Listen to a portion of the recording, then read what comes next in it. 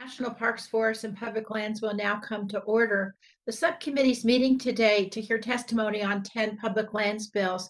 As everyone can see, I am not Chair Neguse.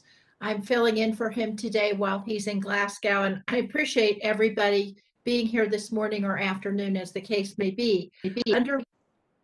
Under Committee Rule 4F, any oral opening statements at hearings are limited to the chair and the ranking member or their designees. This will help us to hear from our witnesses sooner, and it'll also help all of our members keep to their schedulers. Therefore, I ask unanimous consent that all other members' opening statements be made part of the hearing record if they're submitted to the clerk by 5 p.m. today or the close of the hearing, whichever comes first. Hearing no objections, so ordered. Without objection, the chair also may declare a recess subject to the call of the chair. As described in the notice, statements, documents, or motions must be submitted to the electronic repository at hnrcdocs@mail.house.gov.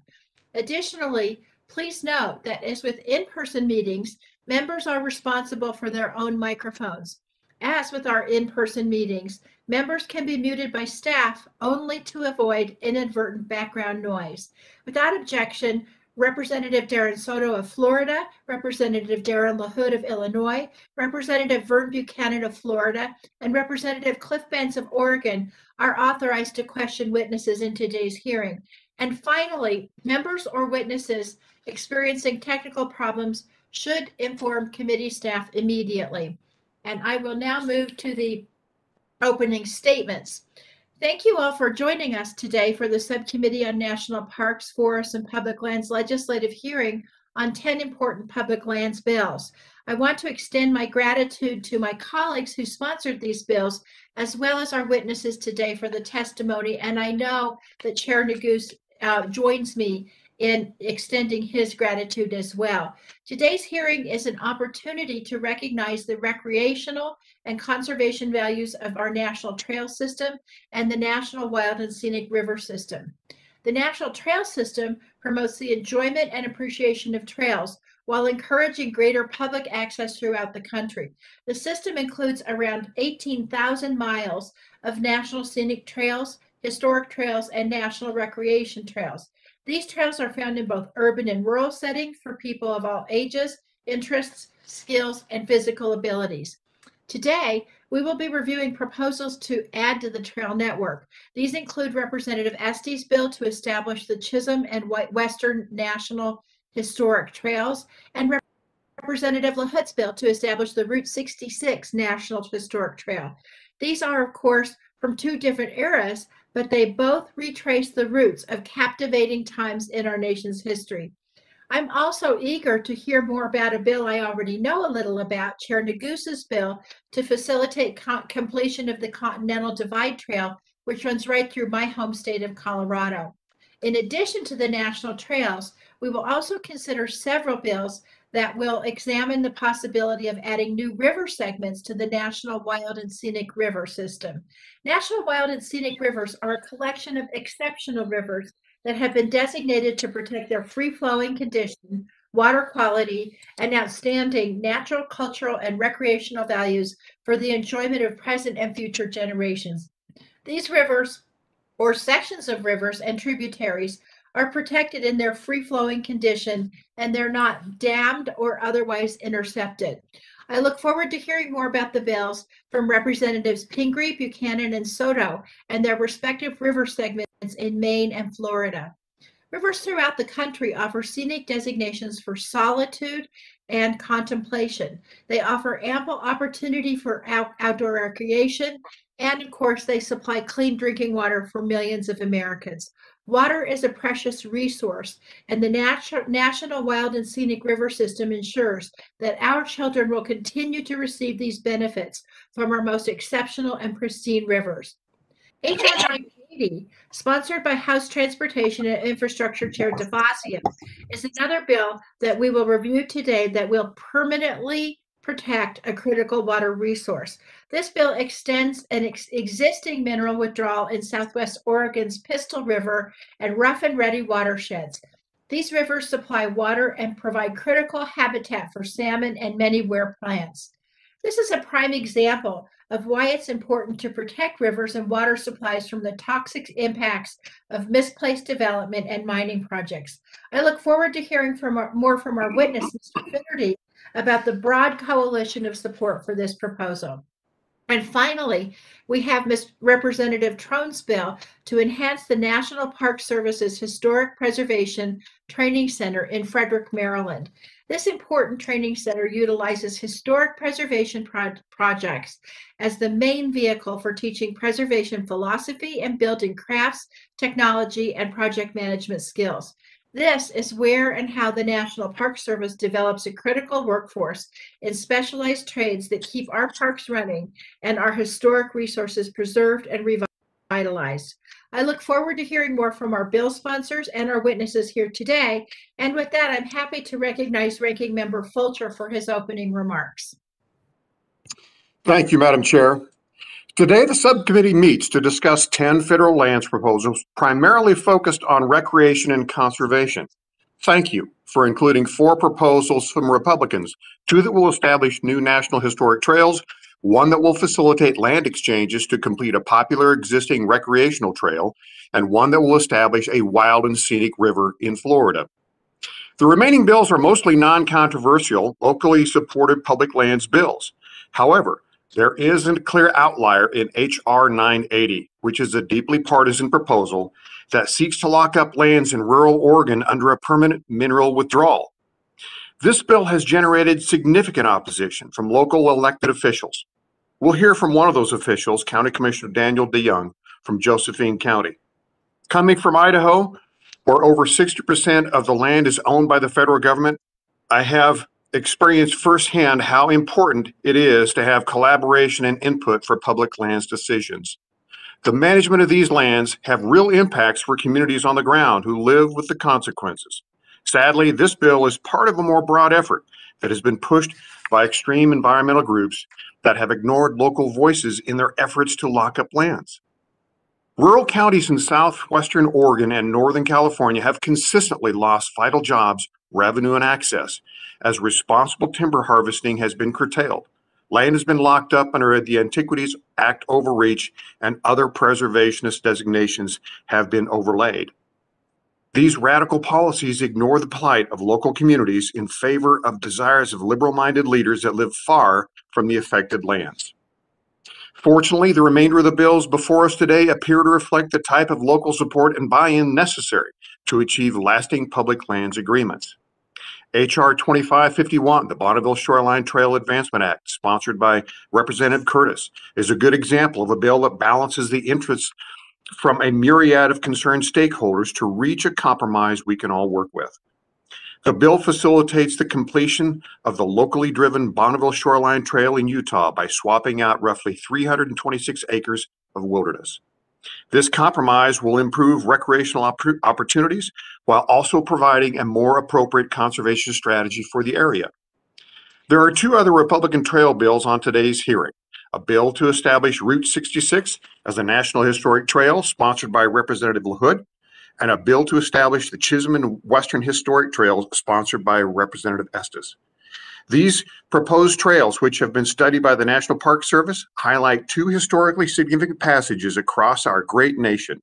Route 66, America's most well-known road, extends from the Windy City all the way to sunny Santa Monica.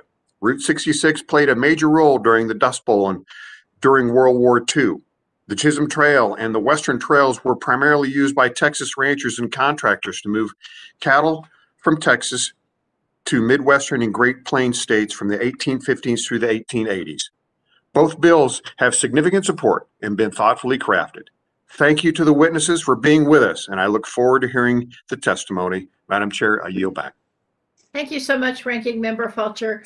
Now I'd like to turn to our first panel, and I'd like to welcome the members of Congress who want to testify on the bills they've sponsored. So let me remind all of you that under our committee rules, you must limit your oral statements to 5 minutes, but your entire statement will appear in the hearing record. When you start, the timer will start, and it will turn orange when you have 1 minute remaining and red when your time is expired. I recommend that members and witnesses joining remotely use Stack View so you can pin the timer on your screen. And after your testimony is complete, please remember to mute yourself so that we avoid any inadvertent background noise. The chair will now recognize the gentleman from Illinois, Mr. LaHood, for 5 minutes. Well, thank you, Chairwoman DeGette and Ranking Member Fulcher. It's a pleasure to be on with you today to present our bill, HR 3600, and appreciate you holding this hearing today.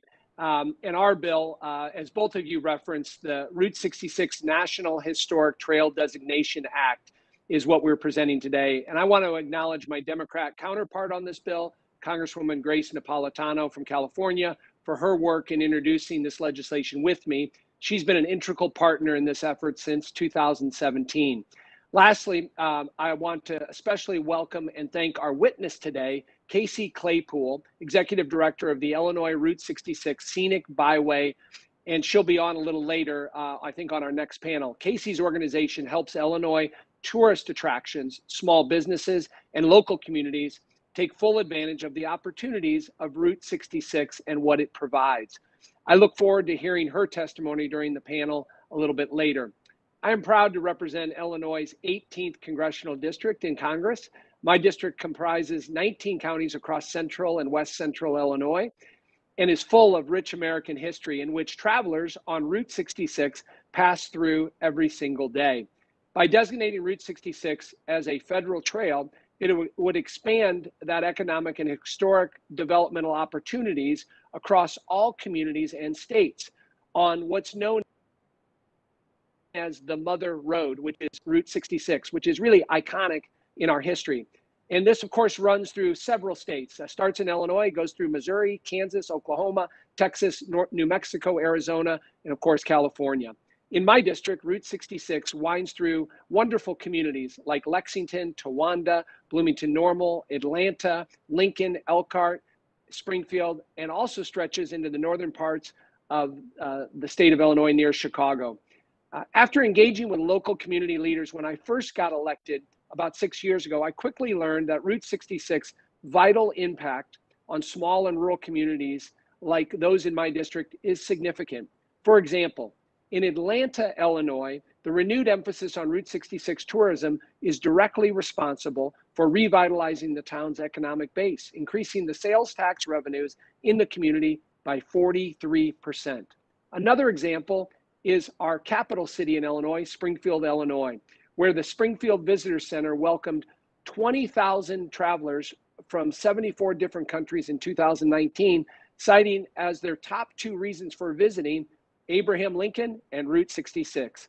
These are just 2 examples, but I can say with confidence that the highway's significance is a key driver of both domestic and international tourism, as well as local economic development for the areas and states that many of us in Congress, including several on this committee, represent.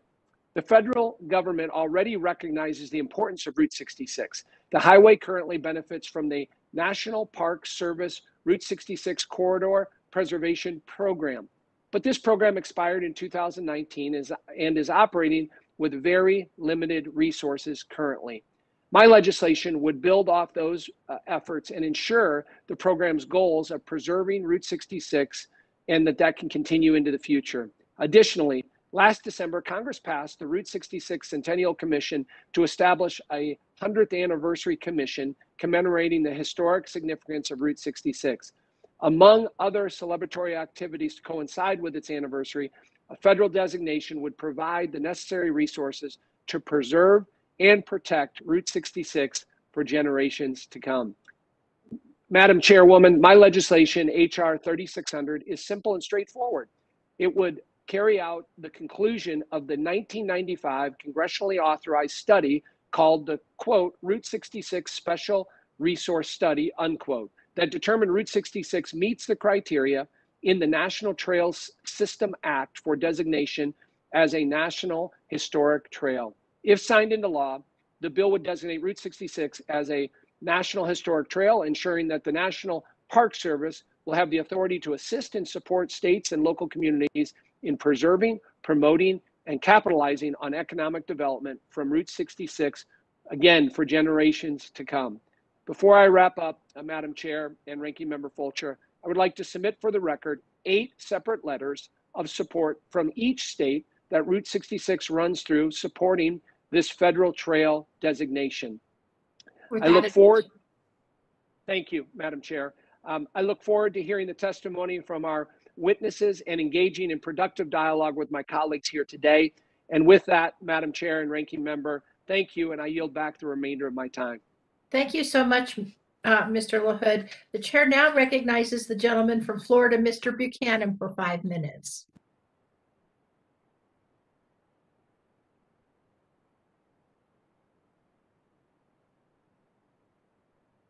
Mr. Buchanan?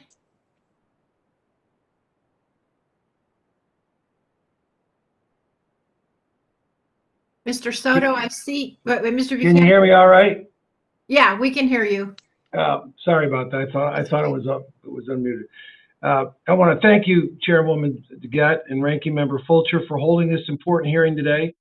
I appreciate the opportunity to testify before the subcommittee in support of H.R. 4358, bipartisan legislation I introduced with my fellow Floridian Representative Soto, designated the Little Manatee River as a scenic route. The Little Manatee River Wild and Scenic River Act adds the Little Manatee River to the National Park Service Wild and Scenic River System. If enacted, my bill would formally designate approximately 51 miles segment of the river beginning at its source in southeastern Hillsborough County and flowing downstream to a point at which the river enters the Tampa Bay as a scenic river.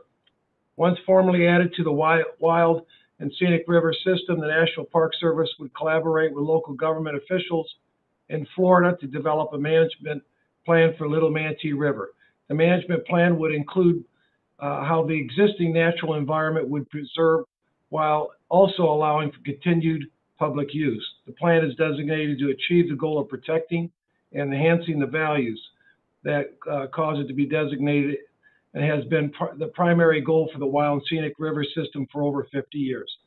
Approval and enactment of H.R. 4358 would protect Little Manatee River for generations to come without the fear of intrusive commercial development. Adding this river to the Wild and Scenic River program ensures the river remains available to a full range of recreational activities for Floridians like canoeing, kayaking, boating, and fishing. Protecting our precious natural resources should always be a top priority. Florida's Sun Coast is blessed with an abundance of national treasures like Sarasota Bay, Emerald Point Preserve, Aquifer River State Park. H.R. 4358 enjoys strong local support as well. Both the Hillsborough County Commission and the Manatee County Commission have approved the resolution supporting this designation. A particular note, Hillsborough County Commissioner Chairman Stacy White has been a leader in an effort to add Little Manatee River to the Wild and Scenic River program. In closing, protecting and enhancing the water quality of all Southwest Florida has always been one of my highest priorities in Congress. This legislation would help ensure a vital, clean, and healthy environment to my home state of Florida. It's both an important element to our quality of life and a vital part of our economic activity in this part of Florida every year. Thank you for this important opportunity to testify and support a Little Manatee River and Scenic River Act. I would welcome the opportunity to work both with you on moving this legislation through the subcommittee, the full committee, and to the House floor for a bipartisan manner. And with that, I yield back. I thank the gentleman. Chair now is pleased to recognize the gentleman from Florida, Mr. Soto, for 5 minutes. Thank you, Chair DeGette and Ranking Member Fulcher, for your kind words and support in hosting this meeting today. Thanks to my Florida colleague, Representative Vern Buchanan, for co-introducing this legislation with me. I'm also honored to co-introduce his Little Manatee Wild and Scenic River Act, another critical bill to preserve Florida's water supply, habitat, coastal economy, and recreational opportunities for Floridians. The story of the Kissimmee River and its restoration is nothing short of epic. The journey of the water that sustains the fabled Everglades is a divine miracle starting in the tiny Shingle Creek, the Everglades headwaters. Shingle Creek meanders south to Florida's 9th Congressional District that I have the honor to represent. Then it eventually flows into the Kissimmee chain of lakes throughout our district, a beautiful natural chain known for boating, soaring bald eagles, snail kites, ospreys, and championship winter bass fishing. From Lake Tohopekaliga to East Lake Tohopekaliga to Lake Cypress and Lake Hashtanahaw through to Lake Kissimmee. From there, the Kissimmee River begins in the south part of our district. It eventually flows into Lake Okeechobee and south to the Everglades. Congress long ago made a grave mistake. The U.S. channelized the Kissimmee River in the 1960s and 70s, devastating ecological and agricultural opportunities. The birds disappeared, including 70% of bald eagles. The fish died and oxygen depleted canals and local ranch land around it dried up, hurting local agriculture. 20 years later in 1992, Congress authorized the Army Corps of Engineers and the South Florida Water Management District to begin the largest river restoration in the world. And this year on July 29th, 30 years later, the Army Corps of Engineers completed the project. They restored 40 square miles of river, floodplain systems, 20,000 acres of wetlands, and 44 miles of river channel. The total cost, $841 million. Now that we've spent nearly $1 billion and 30 years to restore the Kissimmee River, it's just common sense that we protect it. That's why I filed the bipartisan HR 4404 to now designate the Kissimmee River as a wild and scenic river. The windy river cleans the water headed to the Everglades, provides key fishing, kayaking, and other recreational opportunities for our residents. It's critical habitat for endangered species like the snail kite, as well as our nation's bird, the bald eagle, and provides water supply for local ranchers and residents. And now we have the opportunity to protect it.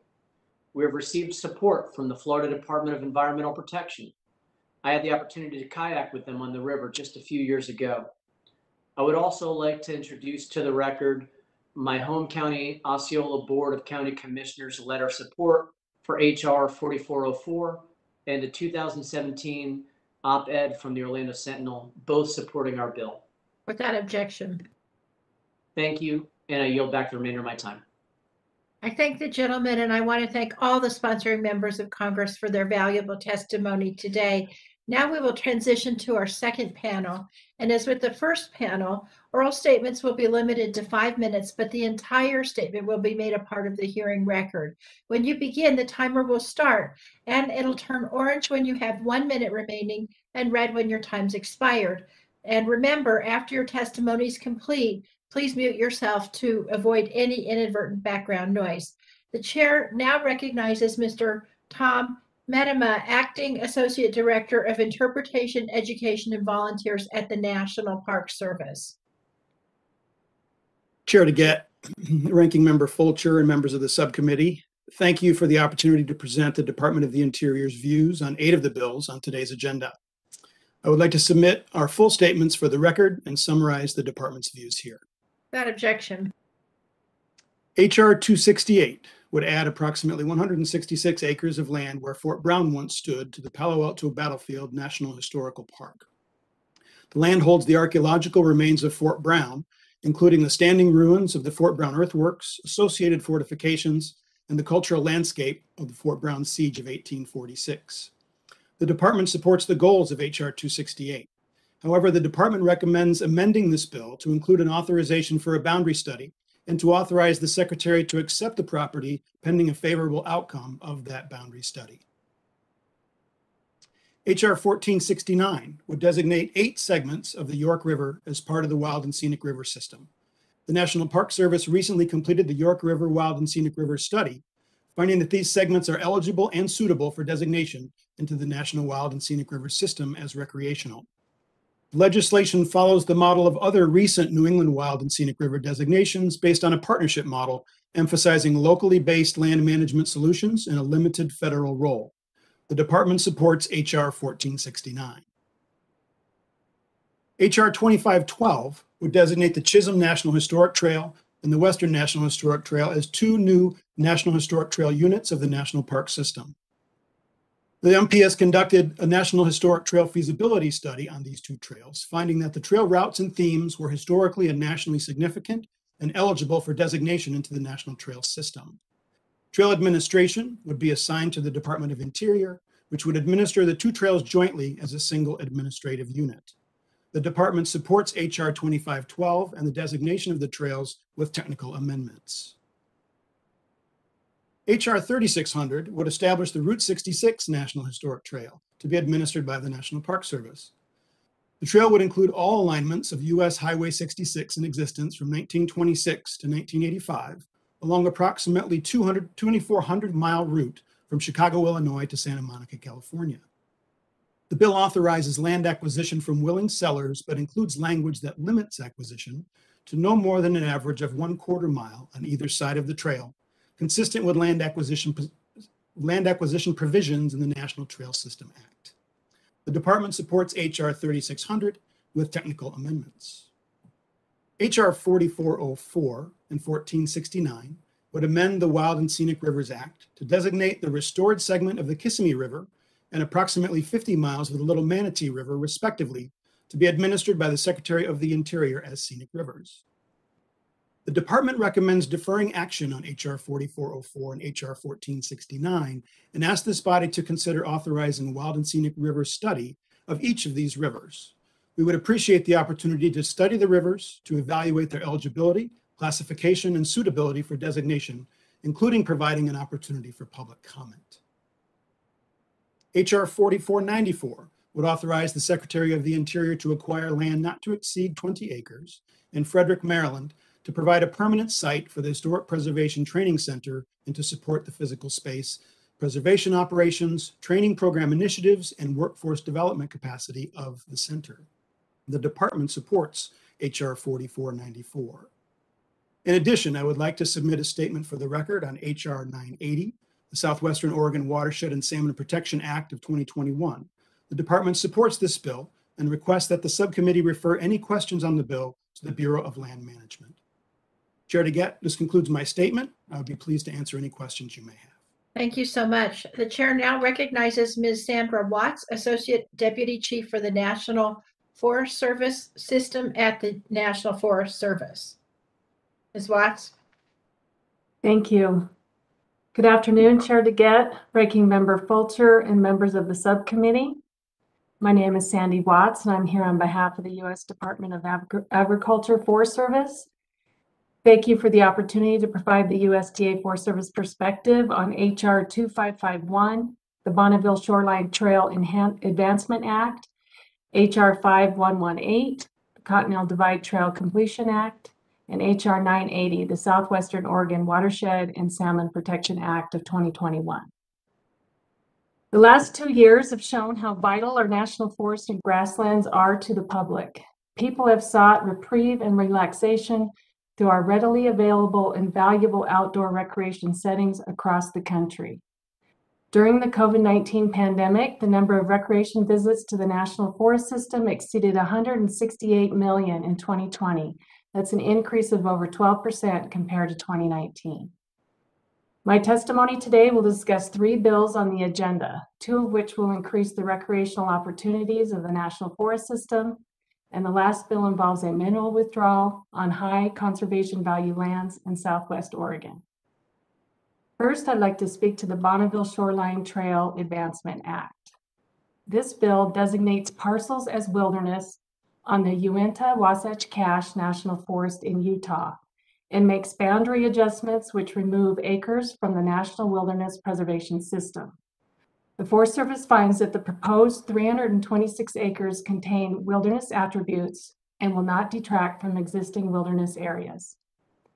In addition, the 326 acres of proposed removals will advance completion of the Bonneville Shore Trail. The USDA supports this bill. Next, I will discuss the Continental Divide Trail Completion Act. Designated in 1978, the Continental Divide National Scenic Trail stretches 3,100 miles through diverse landscapes from the deserts of New Mexico to the alpine peaks of the northern Rockies and through stunning and diverse landscapes of the central United States. Nearly 2,200 miles of the trail pass through lands administered by the Forest Service. The objective of HR 5118 is to prioritize the completion of the trail for the purposes of providing high-quality scenic, primitive hiking, and horseback riding opportunities, and to conserve national, historic, and cultural resources along the trail corridor. USDA supports the goals of this bill, but has concerns with meeting the proposed completion timeline and external partners serving in an oversight capacity through annual reporting to Congress. Meeting the proposed timeline by the 50th anniversary, which is November 10th of 2028, is in large part determined by private landowners' willingness to sell their property or to put it under a conservation easement. 95% of the trail is protected on lands or through easements across private lands. The remaining 5% of the trail that is considered incomplete is primarily co-located on major highways or secondary roads that do not provide for the safety of hikers or the desired nature and purposes of the trail. Completion of this work has not happened to date due to lack of dedicated staff and funding, as well as a lack of willing sellers in some areas. Once the optimal location review is completed, we expect to have a better idea of the workload for land acquisition and could then establish a manageable timeline for completion. While USDA supports an annual progress report from the Secretary to Congress, we are unaware of provisions where partner organization is legislatively given an oversight role, and we are concerned with the precedents this may set. We welcome the opportunity to work with the committee and bill sponsors to address our concerns. Completing acquisition of the Continental Divide Trail meets Congress's intent in designating the National Scenic Trail in 1978, and the Forest Service is very committed to working with our partners to achieve this goal. Lastly, I'll speak to HR 980, Southwestern Oregon Watershed and Salmon Protection Act of 2021. This bill permanently withdraws 101,021 acres of federal lands with exceptionally high conservation values from new mining claims, mineral leasing, and geothermal leasing. Of the acres withdrawn, 95,806 of these affected acres are located on the Rogue River Siskiyou National Forest. USDA supports this bill. That concludes my remarks on these bills, and I look forward to answering any questions you have. Thank you. Thank you so much for that valuable testimony. And now I'll remind the members that we are going to recognize members for any questions that they may wish to ask the witnesses. And Committee Rule 3D imposes a 5-minute limit on questions, which will be enforced with the timer there. So the chair will start by recognizing herself for 5 minutes. National scenic trails like the Continental Divide, Pacific Crest, and the Appalachian, they're some of the most popular hikes in the country. And as our witnesses said, they traverse multiple jurisdictions. They connect national parks, forests, wilderness areas, and other destinations for everybody, from day hikers who are enjoying a stroll to through hikers and ultra runners who cover several hundreds of miles in a week. Americans love trails, but we all know that contiguous routes take years to complete and countless hours to maintain. So I want to ask about the Continental Divide Trail. This was designated by Congress in 1978 as part of the National Trail System, but as our witnesses pointed out, more than 40 years later, it's still incomplete. Ms. Watts, you talked about some of the challenges and roadblocks that have slowed the pace of completing the CDT. And I'm wondering if you can tell me if you think HR 5118 could accelerate that process. Thank you, Chair DeGette, for that question. And yes, we believe that the bill will require the agency to focus our work on these acquisitions. So we appreciate the language. So if we actually were able to redouble our efforts to do all of this, do you think there could be a possibility to complete the trail by its 50th anniversary? Right now, without having the optimal location review completed, it's hard to answer that question, but we're hopeful. Okay, thank you very much. That's all the questions that I have. And so, Ranking Member Fulcher, I will now recognize you for 5 minutes. Thank you, Madam Chair. And we've got a lot of ground to cover, and so bear with me as I probably jump around from topic to topic a little bit. The first thing I'd like to do is submit several letters of opposition related to the mineral withdrawal made permanent by Representative Fazio's Southwestern Oregon bill.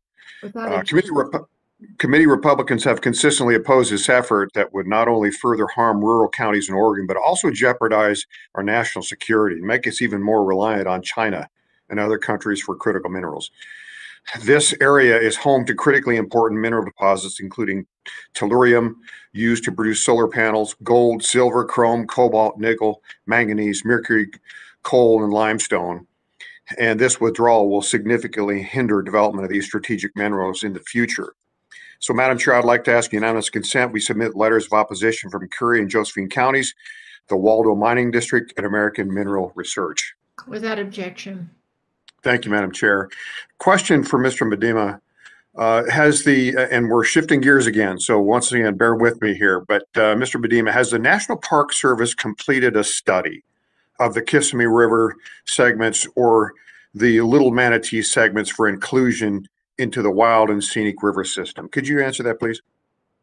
It has not yet. The department supports the goals of the legislation and recommends the established practice of conducting a study of the full river corridors so that we can determine that eligibility, suitability, classification, and so on. So you do believe that it is important to study those rivers for suitability, then, I take it?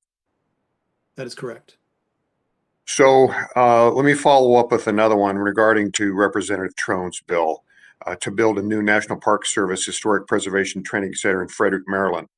It would authorize the National Park Service to acquire up to 20 acres for the center and authorize such sums that may be necessary, is what the language says. Is the National Park Service planning to build a completely new facility on the vacant land or occupy an existing building? Thank you for the question, Congressman. That will depend on the outcome of studying the options of leasing versus a build. So we don't have the total cost of facility ownership yet.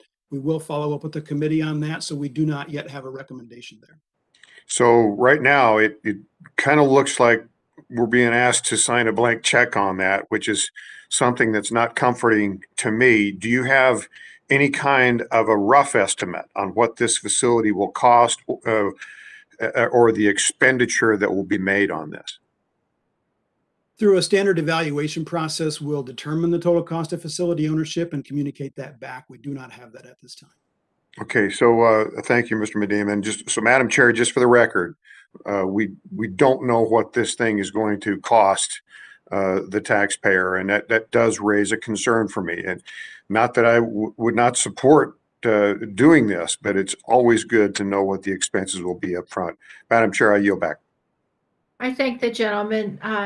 Mr. Sablon, are you on the WebEx? Good morning. Good morning. Good morning. You're recognized for 5 minutes. Yeah, and unless you need my time, I have no question to ask of our witnesses. Thank you so much. Mr. Tiffany?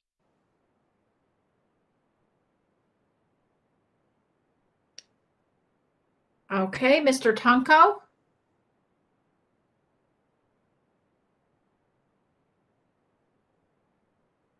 Congressman Moore?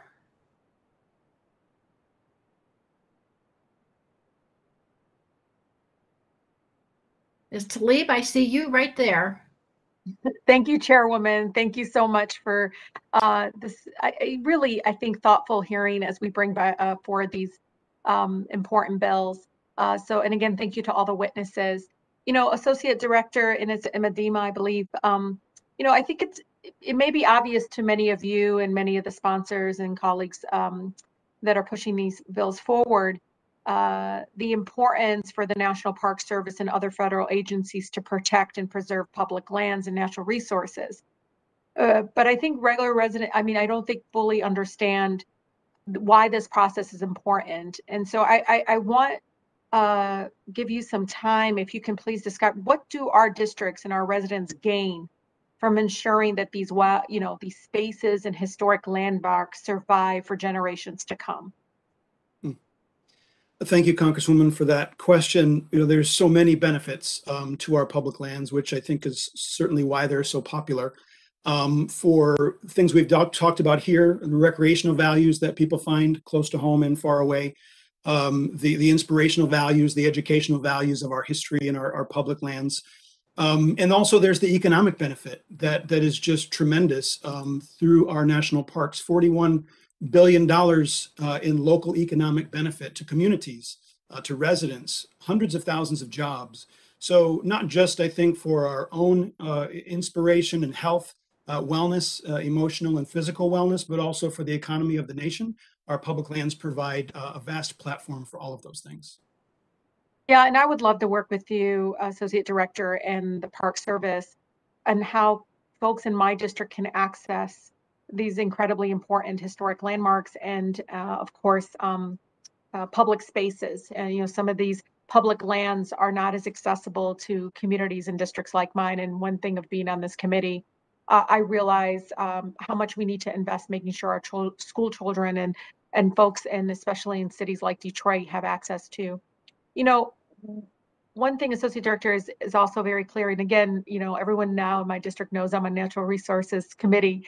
And I explaining to them the threats that our public lands and natural resources are under right now seems to be grabbing their attention. I'm trying to explain the importance of the federal government to continue investing in that. So, explain how do official designations like these from the Department of Interior help guard against those threats?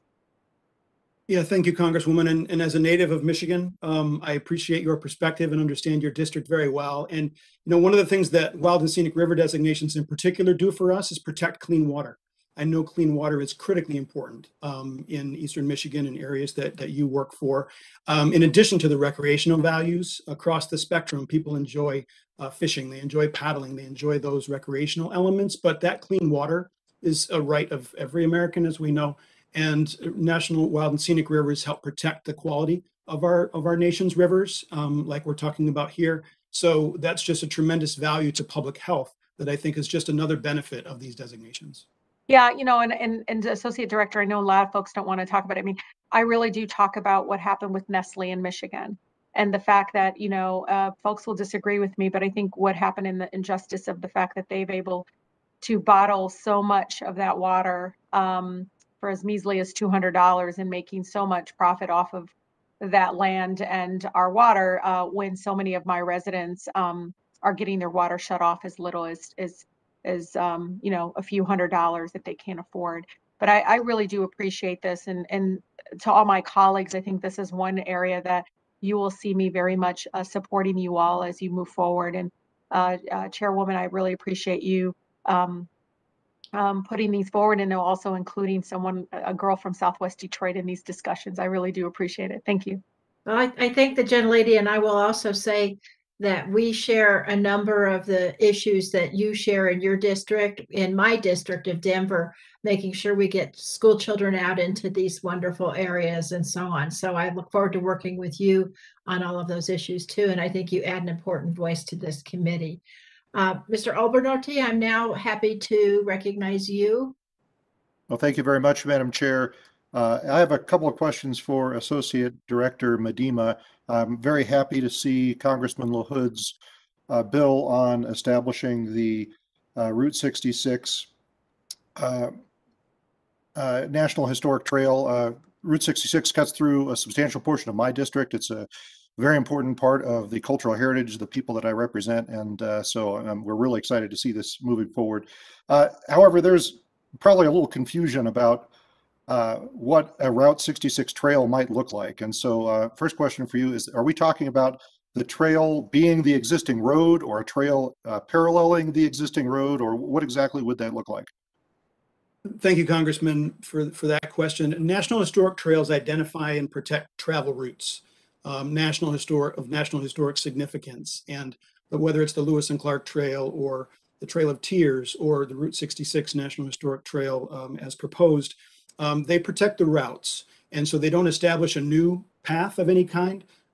They protect those historic routes, interpret those historic routes, and create tourism opportunities along those routes, utilizing existing roads and infrastructure and partnerships to do so. Right. So do you anticipate a substantial amount of land acquisition as part of this designation? We do not. No, this is really about locally based partnerships and management with partners along the route. Okay, great. And lastly, I know that the National Park Service administered a Route 66 corridor preservation program from 1999 to 2019. Can you talk about some of the successes of that program and tell us whether or not you feel that program laid the groundwork for this trail designation?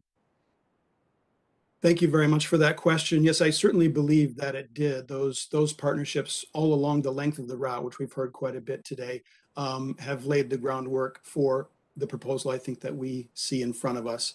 I think it's not lost on me that the 100th anniversary of Route 66 coincides with the 250th anniversary of the Declaration of Independence and the forming of the United States of America in 2026. That's going to be quite a year. And I think that, again, those historic partnerships are going to be leaned on as we move forward in how the trail is managed, and we will leverage those partnerships continually should this trail be adopted. Right. Well, thank you very much. I'm very excited to see this designation moving forward. I know my constituents are as well. Thank you, Madam Chair. I yield back. Thank you so much. Mr. Soto, you're now recognized for 5 minutes. Thank you, Madam Chair. We've been restoring the Kissimmee River for 30 years. Numerous state and federal hearings have been held on its restoration and protection with plenty of opportunity for public comment.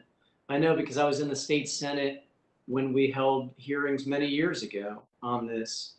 And then this committee in 2018 held a hearing and gave the opportunity for the public to submit comments on the designation of a wild and scenic river. We received input and support from the Florida Department of Environmental Protection, unanimous bipartisan support from our local county commissions and our region, including our regional paper. And then the bill passed in 2018, over 3 years ago. So here we are again, 3 years later, with input and support from FDEP, unanimous bipartisan support from our local county commissions, as well as our regional paper. In short, there's been a lot of public comment on the Kissimmee River Wild and Scenic River designation that enjoys broad bipartisan support in the region. 30 years in the making. Director Medema, you have mentioned in your testimony, under the Wild and Scenic Rivers Act, the Secretary would be required to complete a comprehensive river management plan within 3 years of designation. If HR 4404 is amended to authorize a study, the comprehensive river management plan may be prepared concurrently during the 5A study period. So essentially, if we amend this to allow a concurrent study, would that then satisfy the Interior's reticence? Thank you, Congressman, for that question. Yes, yeah, as I said, the department supports the goals of the legislation, would like to follow the established practice of conducting those studies to ensure, the suitability classification and so on. And so conducting those things concurrently, as has been done in other wild and scenic river studies, is certainly possible and would be supported. And why wasn't any hearings held before this time with 30 years of restorations happening? I know you weren't there that whole period, but can you give us some insight on the 30-year delay on Interior engaging in this already? I would have to defer to members on requesting hearings, and I'm unclear on the history of the department's participation in those, but appreciate your question. Sure. So we want to work with you, and I certainly am fine with having a concurrent study. As you can appreciate, our community has waited a long time for this and spent nearly $1 billion restoring it. So it's very important that we get things moving, but we are always reasonable and want to work in conjunction with our partners in the Department of Interior. Thank you, Director Medema, and I yield back. I thank the gentleman. Mr. Benz? Well, thank you so much, Madam Chair and Ranking Member Fulcher, for this opportunity to participate in your most interesting hearing today. I want to thank the administration, that is the National Park Service and the Forest Service, for being here. But I'd like to express my strong disappointment that we don't have the opportunity to hear from and ask questions of the Bureau of Land Management, as we are here discussing a massive 100,000 acre mineral withdrawal impacting my district here in Oregon. The Bureau of Land Management is charged with managing subsurface minerals, and that we do not have an opportunity to hear specifics about this withdrawal is absurd and short-sighted. The initial 20-year withdrawal was done in the waning days of the Obama administration, an egregious example of unchecked authority of the Secretary of the Interior to arbitrarily withdraw unlimited amounts of federal land. This legislation seeks to legitimize this abuse and does not have the support of local officials and other stakeholders. I find it odd, Madam Chair, the bill just passed last week, $1.2 trillion bill, contains a provision charging our agencies with doing an audit to determine the type of rare earth minerals available here in this United States, because under the heading of energy and energy security, we need to know. And yet here on this bill, we're busy taking out a massive amount of area without any knowledge of what we're actually doing. It really is, it is shocking. And with that, I'm going to turn my attention in the time I have left to ask a question of Ms. Watts. The question is this: when it comes to the Forest Service doing the planning that we heard just referenced a moment ago for a scenic river, the assertion was that this planning would be done within 3 years. I have heard that I want to say it was in New Mexico, but I could be wrong. It might have been Arizona. It took 11 years to do the planning for a scenic river. Is that? And I've also heard from people in the Forest Service and BLM that they have no current ability to do this planning. They are so far behind on the other planning of trying to take care of our forests. So is there truth to this? And if so, how long can we anticipate waiting for the planning to be done on a new segment of scenic river? So thank you for your question, Congressman Bentz. First, I need to share that the planning of the scenic river in question is under the authority of the Department of Interior. But you are correct that, and I believe maybe you're referring to the Fossil Creek segment of Wild and Scenic Rivers in Arizona. That has taken quite a time for us to complete that planning process. I will share that that the agency has been working for quite some time now to implement more efficient ways to complete our environmental planning processes, and we are working with some of the additional funds that we're receiving to be able to staff up and implement those efficiencies in our new planning model. Thank you, Madam Chair. I've raised this issue because there are other bills that are designating far more, many thousands of miles actually, of river. And I just wonder how our Forest Service and other planning agencies can keep up with that. Madam Chair, thank you again. I yield back. I thank the gentleman. Are there any members of the subcommittee who have not asked questions of this panel who would like to question? Chair Neguet, this is Representative Moore. Yes, Representative Moore, you're recognized for 5 minutes. I apologize for missing previously. No Thanks problem. both of you for being here. I'm going to continue with questions from my colleague from Oregon. Ms. Watts, we're considering obviously a number of, please don't, leave the door open. I need the door open. The Wi-Fi is bad right now, so I needed the door open. We're considering a number of trail bills today related to our larger trail system. As you think over the trail systems under the Forest Service management, what programmatic reforms do you think we could improve the way these trails are designated and managed?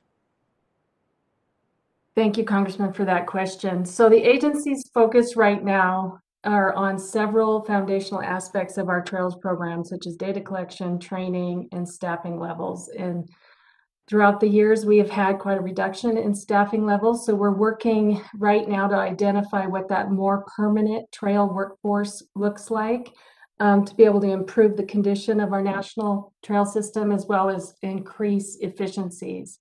And so a return to a more permanent trails workforce. That would enable the agency to adequately engage with and support our partners and our volunteers that are very critical in helping us maintain our trail system.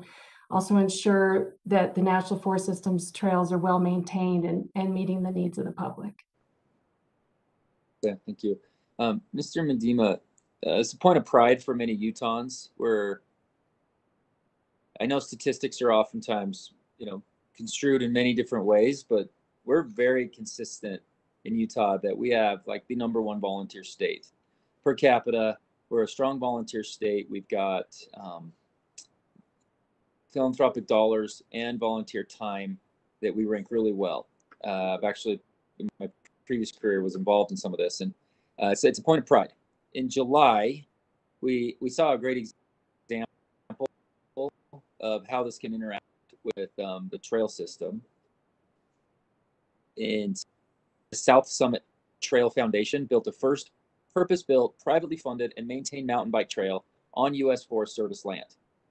And that was the first time it had been done in Utah. As we look to the Bonneville Shoreline Trail, can you touch on the role that volunteers will play in maintaining this space? I will have to defer to our partner from the U.S. Forest Service for volunteers on Forest Service property. Excellent. Any insight there, Ms. Watson? Yeah, I'm sorry, I couldn't get off mute. Yes, I mean, the engagement of our partners across all of our national forest systems, recreational opportunities are really critical. I don't have the specifics to share with you right now today of who those partners are and what level of engagement we have on the Bonneville Shoreline Trail, but I'd happy to get back to you on that. Okay, excellent. Some of my colleagues from the Republican side of the aisle have raised significant concerns this year with a number of sort of lopsided wilderness trails, HR 803 that advanced through this committee. One of the primary concerns has been testimony offered by our public land agencies that specifically advised that the large swaths of the proposed wilderness areas did not possess wilderness characteristics. I was concerned by the testimony offered on Mr. Curtis's Bonneville Shoreline Trail on his Advancement Act that stated that the areas between the areas being exchanged for wilderness do in fact possess wilderness attributes and are further away from population centers and development. Can you explain to the committee what types of attributes the Forest Service looks at when considering whether an area possesses wilderness attributes? Any other additional context you have for that? Sure. So the parcel of land that we're adding to the National Wilderness Preservation System is currently butts up against wilderness on 3 sides of that parcel, which actually has the same characteristics as the existing wilderness that it will be added to. Characteristics such as no physical structures, roadless areas, and wildlife existence. So that's why we feel, with not having done the actual evaluations through the land management planning process, which is very important, but that's why we feel that this parcel will contribute to the wilderness characteristics in that area. Okay, thank you. I see my time here is just about to expire. So thank you, Chair. I appreciate you being here today. Thank you so much. Does any other member of the subcommittee wish to question this second panel? Going once, going twice. Okay, we're going to move now to the third panel. I want to thank our last witnesses for their valuable testimony and also the members for their questions. As with the first 2 panels, oral statements by this next panel are going to be limited to 5 minutes, but the entire statement will be made a part of the hearing record. And when you begin, the timer will start and it will turn orange when you have 1 minute remaining and red when your time is expired. After the testimony is complete, please remember to mute yourself to avoid any inadvertent background noise.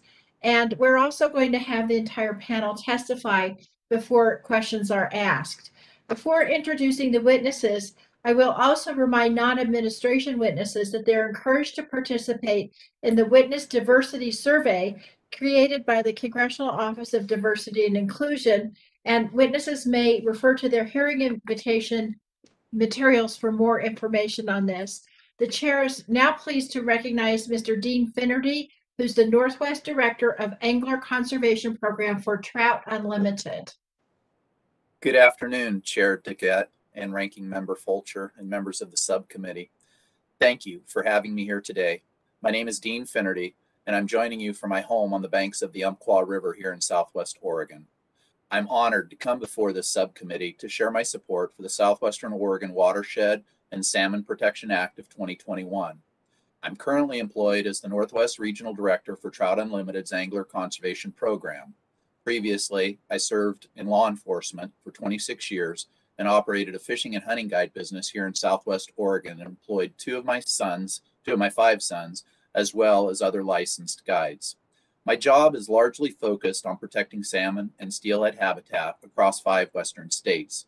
These fish are the iconic sport fish of the Pacific Northwest and the foundation of commercial and sport fishing industries that have supported rural and coastal communities in this region for generations.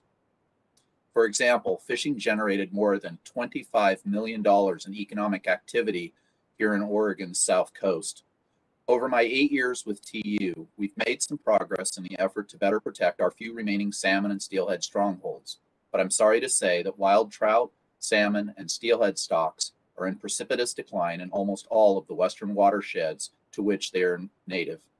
We are in a desperate race against the warming climate and other pressures. We simply must do more to safeguard our last best salmon and steelhead strongholds. That's why this bill is so important and timely. Senators Wyden and Merkley and Representatives DeFazio, Blumenauer, and Huffman first introduced this bill in February of 2015. The impetus for this legislation was a proposed strip mine in the headwaters of several of our most famous salmon and steelhead rivers in North America.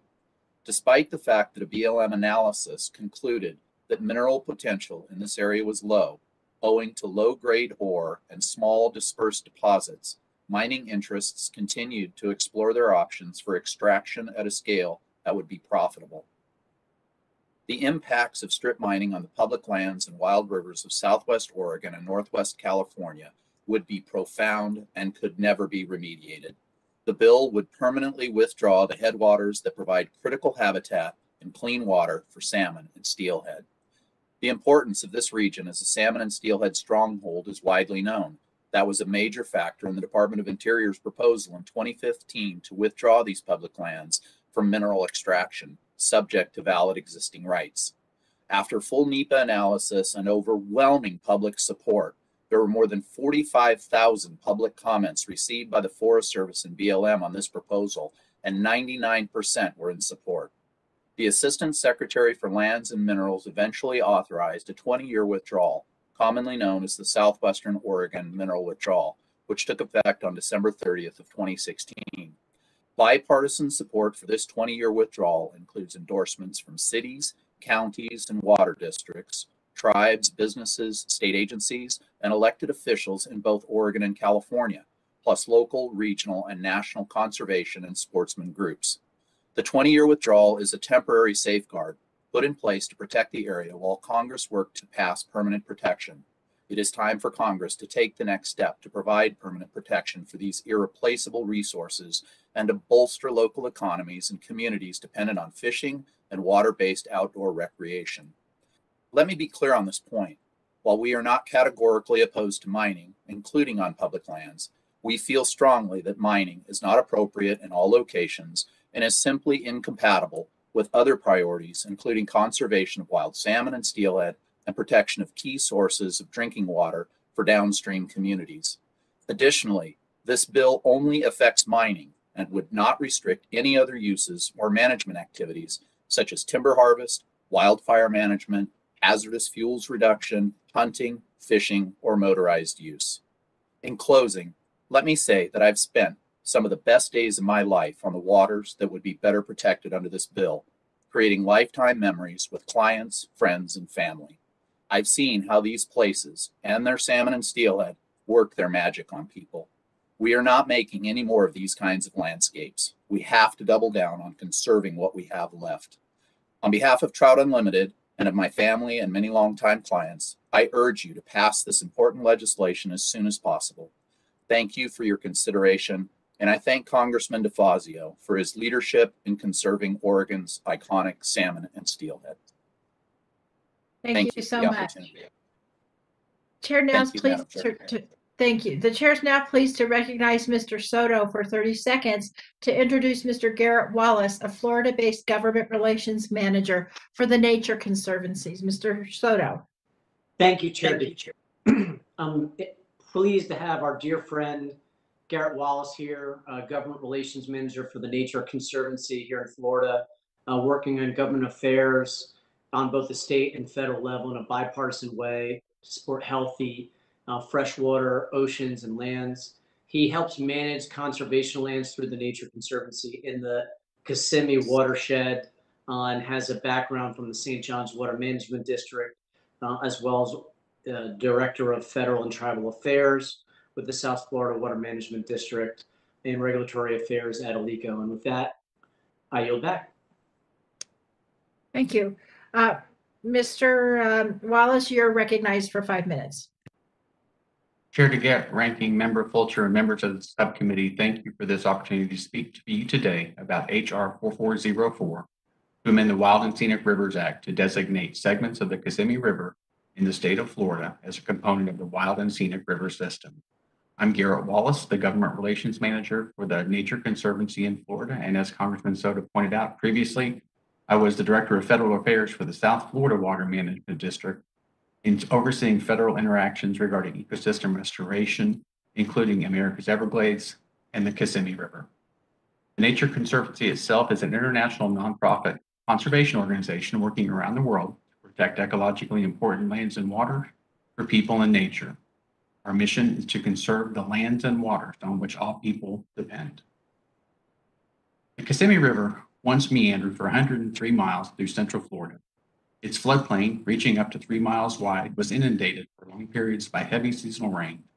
Native wetland plants, wading birds, and fish thrived there, but prolonged flooding in 1947 prompted a public outcry for federal assistance to reduce flood damage to property, and in 1948, the United States Congress authorized the Army Corps of Engineers to construct the Central and South Florida project, which led to engineering changes to deepen, straighten, and widen the waterway.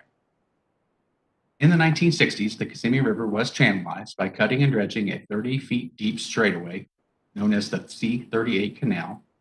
And before channelization was complete, biologists suspected the project would have devastating ecological consequences, including the project delivered on the promise of flood protection. It also destroyed much of the floodplain-dependent ecosystem that nurtured threatened and endangered species, as well as hundreds of other native fish and wetland-dependent animals. More than 90% of the waterfowl that once graced the wetlands disappeared, and the number of bald eagle nesting territories decreased by 70%. After the waterway was transformed into a straight, deep canal, it became oxygen depleted, and the fish community it supported changed dramatically. After extensive planning, construction for Kissimmee River restoration began in 1999 with the backfilling of 8 miles of that C-38 canal, and 3 construction phases are now complete, and continuous water flow has been reestablished to miles of the meandering Kissimmee River. Seasonal rains and flows now inundate the floodplain in the restored area. The Kissimmee River Restoration Project has returned flow to 44 miles of the historic river channel and restored about 40 square miles of the river floodplain system.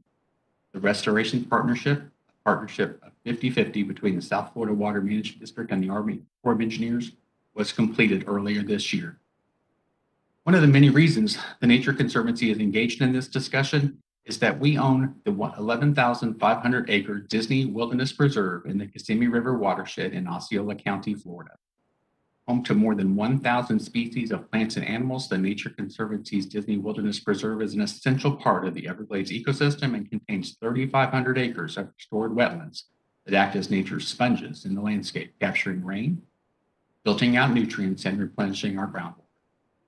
The core of the Disney Wilderness Preserve is comprised of what was once 8,500-acre cattle ranch at the head of the greater Everglades ecosystem, which in the early 1990s was slated to become an extensive residential and commercial development. And that would have spelled the end of the property's degraded but restorable wetlands, and as well as the destruction of significant habitat for endangered birds and wildlife. Through our ongoing partnership with the Walt Disney Company, we continue to preserve and protect this land for the enjoyment of future generations and contribute to the ecosystem restoration of the greater Kissimmee watershed. As we celebrate the recent completion of the Kissimmee River restoration by the state of Florida and the United States Army Corps of Engineers, including the fully restored Kissimmee River in the National Wild and Scenic River Program, is the well-deserved cap to a decades-long restoration project to preserve the restored river. As a nearby landowner, as a conservation organization, the Nature Conservancy supports H.R. 4404 and thanks Congressman Soto for the bill's introduction. I'm happy to answer any questions, and thank you. Thank you so much.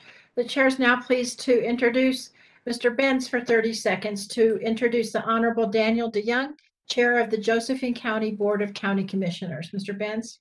Thank you, Madam Chair. It's my privilege to introduce Daniel Deyoung, County Commissioner for Josephine County, Oregon, a native of Grants Pass, also situate in Josephine County. He served in the U.S. Navy from 1968 to 1972. In 1981, he started his own business, All Seasons Heating and Air Conditioning. He was elected to the Grants Pass City Council in 2009 and served there for 6 years, including 2 as council president. In 2016, he was elected to serve as a Josephine County Commissioner, where he has worked diligently to protect the county's people, land, and economy. Welcome, Commissioner Deyoung. And with that, Madam Chair, I yield back.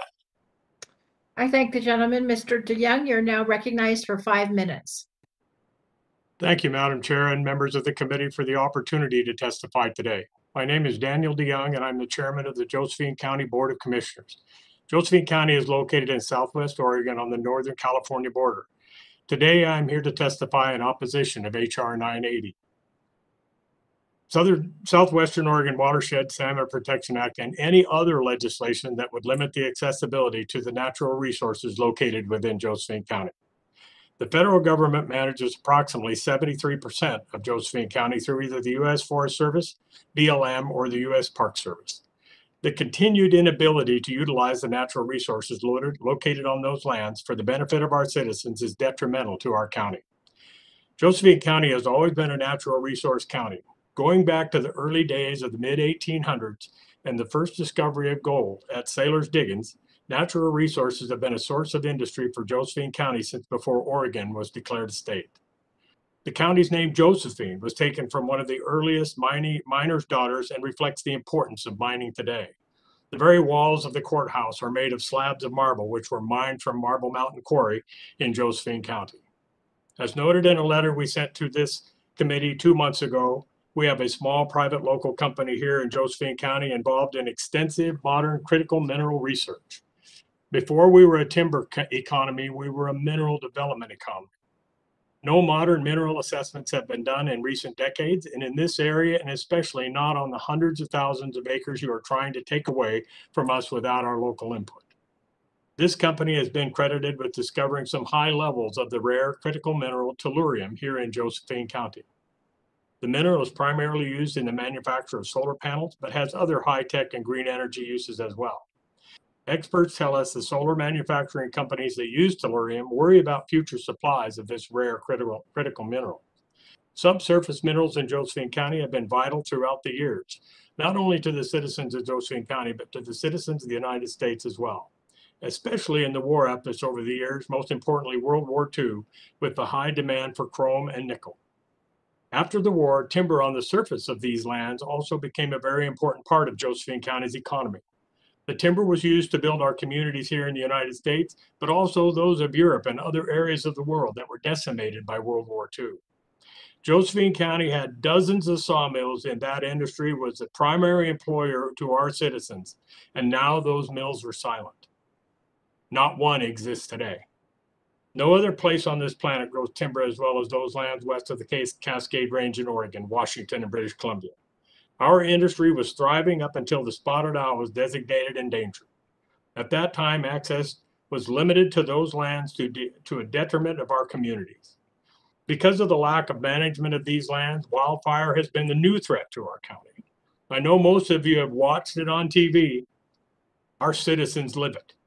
We cannot afford more lack of management or access to these lands. We do not want our communities to experience the same catastrophic event which Paradise, California endured.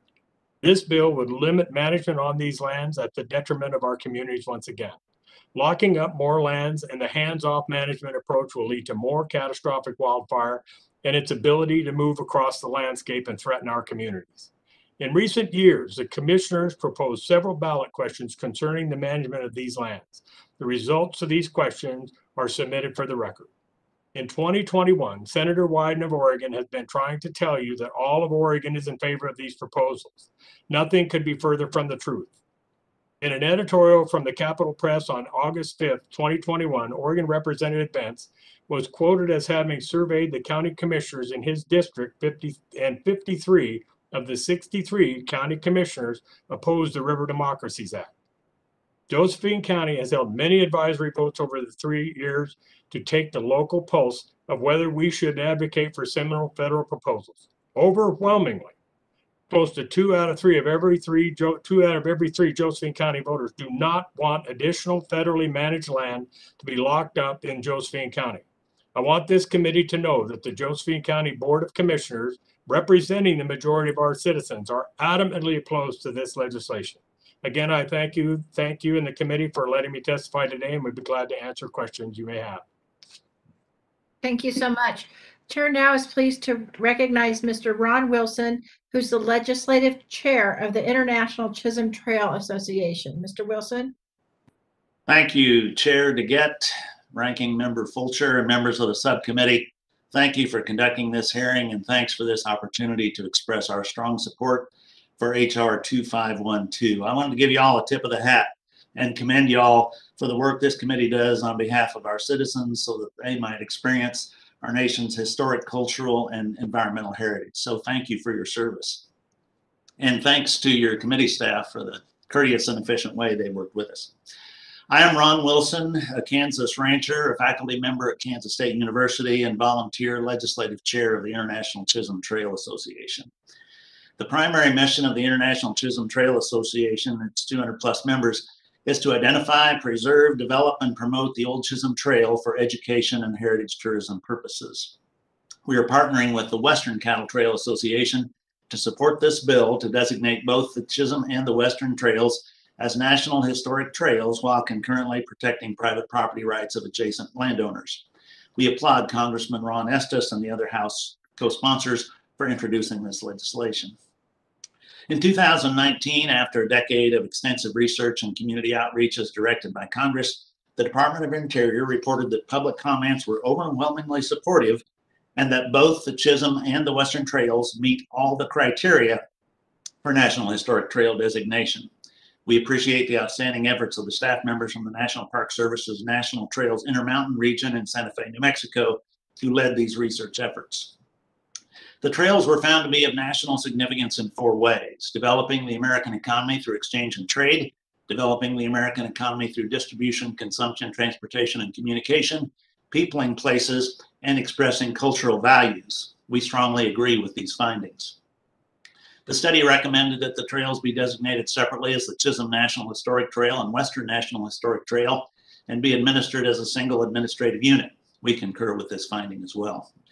Chair DeGette, you said it well when you said that these trails represent a captivating period of American history. In the post-Civil War era, there was no easy or inexpensive way to bring longhorn cattle north to markets from cash-poor but cattle-rich Texas. Entrepreneurial Texans chose to walk their cattle north in what was called a cattle drive through incredible challenges and hazards to railheads in Kansas. As they moved north, these multicultural cowboys, sometimes called drovers, followed a route blazed by Native American trader Jesse Chisholm through present-day Oklahoma and Kansas. In later years, settlement patterns caused the cattle drives to move to a western route through Dodge City and beyond. These trails significantly affected the character and development of communities along their routes. Up to 10 million head of cattle were moved north to markets in the Midwest and eastern states. The development and intensive use of these trails played an important role in the economic recovery of the region in the post-Civil War era.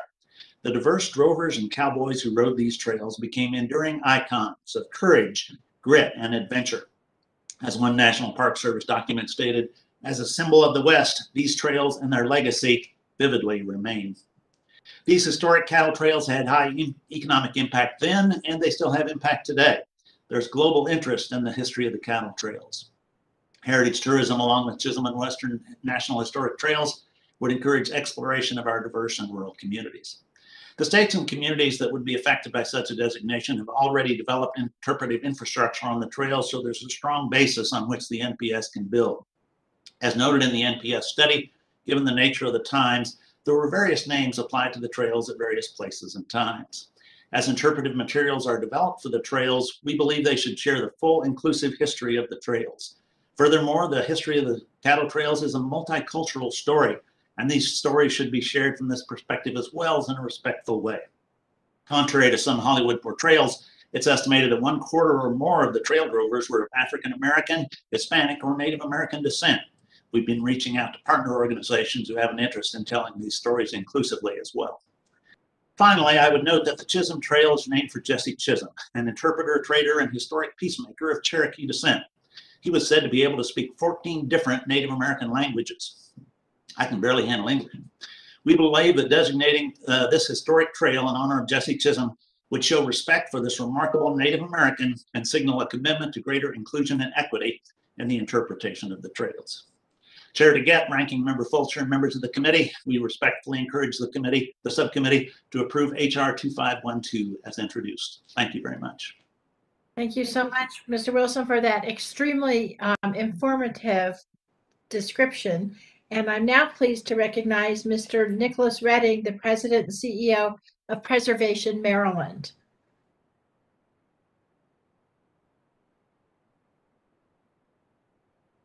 You're going to need to unmute.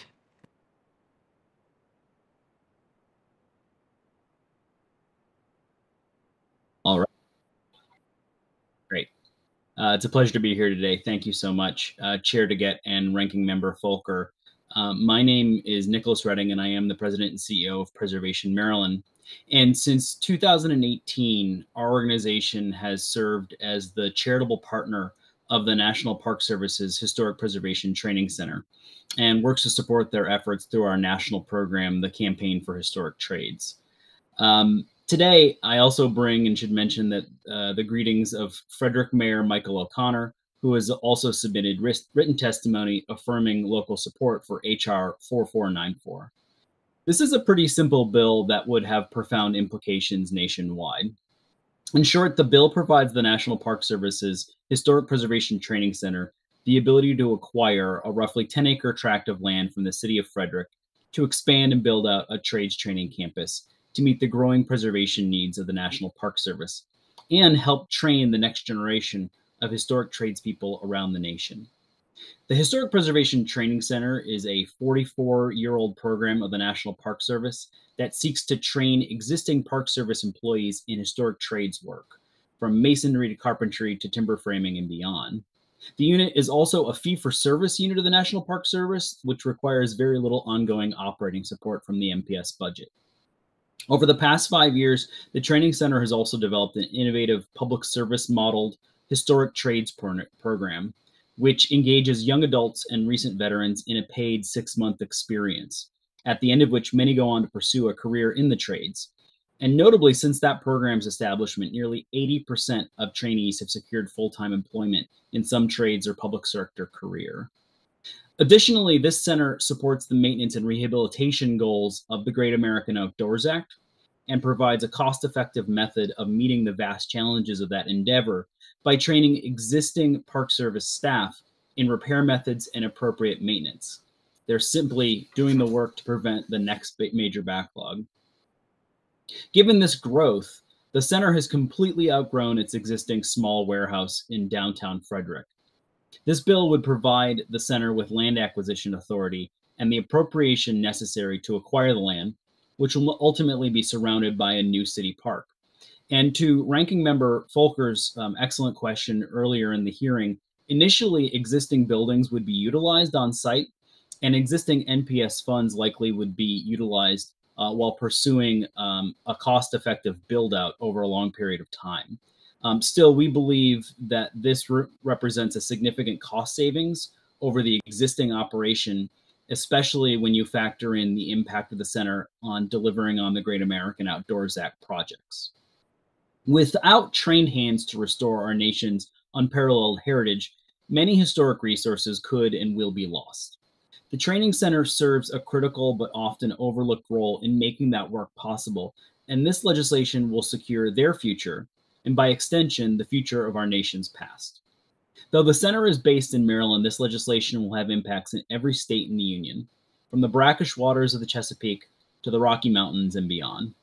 Therefore, I ask for a favorable report and quick action in support of H.R. 4494, instead and ready to address any and all questions you may have. And I thank the committee for its time. Thank you so much, Mr. Redding. And the chair is now pleased to recognize Ms. Sarah Bennett, who's the Executive Director of Trails Utah. Ms. Bennett. Thank you, Madam Chairwoman and Ranking Member Fulker. Thank you for the opportunity to present the case for H.R. 2551, the Bonneville Shoreline Trail Advancement Act. This legislation arose out of the need to secure recreational access to public lands and better manage those lands immediately adjacent to the urban Wasatch Front. The bill has broad support among a variety of recreational groups, businesses, and local government entities who are working to provide more trail-based recreation for our rapidly growing population. The International Mountain Biking Association, the Bonneville Shoreline Trail Committee, and Trails Utah have championed this bill and are supported by the National Interscholastic Cycling Association, the Outdoors Alliance, and the Trust for Public Lands. The Bonneville Shoreline Trail Advancement Act would exchange 326 acres at the perimeter of 4 different wilderness areas managed within the Uinta-Wasatch Cache National Forest for 326 of totally intact alpine forest in the heart of the central Wasatch. This is a 1-to-1 exchange with no net loss of wilderness. These slight retractions will occur in places where wilderness area boundaries extend down to private property and residential areas and along busy roadways. Adjusting wilderness boundaries in these areas will allow for trail connectivity and more consistent and effective management of the Bonneville Shoreline Trail for recreation that includes mountain biking. It also creates a buffer of open space that can be managed consistently and effectively for other concerns such as wildland fire mitigation. The popularity of outdoor recreation that depend on trails is at an all-time high today. This trend has accelerated during the pandemic as people are looking to get out and recreate in nature closer to home. Trails near our urban areas enable people with a variety of abilities and backgrounds to access trails and wild spaces, fosters a sense of stewardship, and provides an outstanding educational opportunity to a broad spectrum of the population. The Bonneville Shoreline Trail currently allows for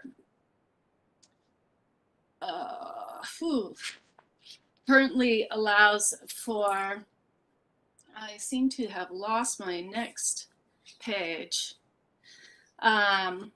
We've all been there before, Sarah. Speak from the all heart. right. I got it. Here I am. Currently allows for alternative transportation, is used by adaptive athletes, and affords thousands of kids participating in the Utah High School Mountain Bike League a safe and convenient place to practice their sport close to home.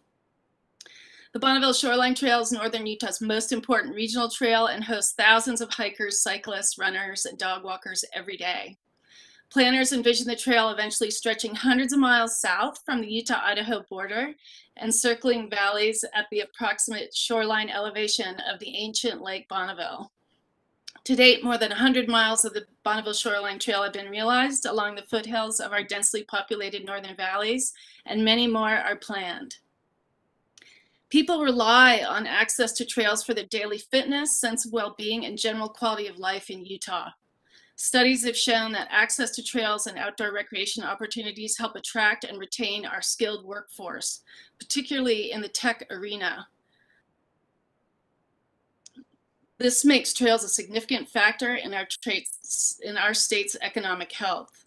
Utah leads the nation with more than 7,000 high school athletes now participating in sanctioned mountain bike races, creating a demand for more trails close to home. Unfortunately, existing and proposed trail alignments within wilderness areas immediately adjacent to our communities do not allow for mountain bikes, cannot be built or maintained using mechanized equipment, and are off limits to competitive events of any kind.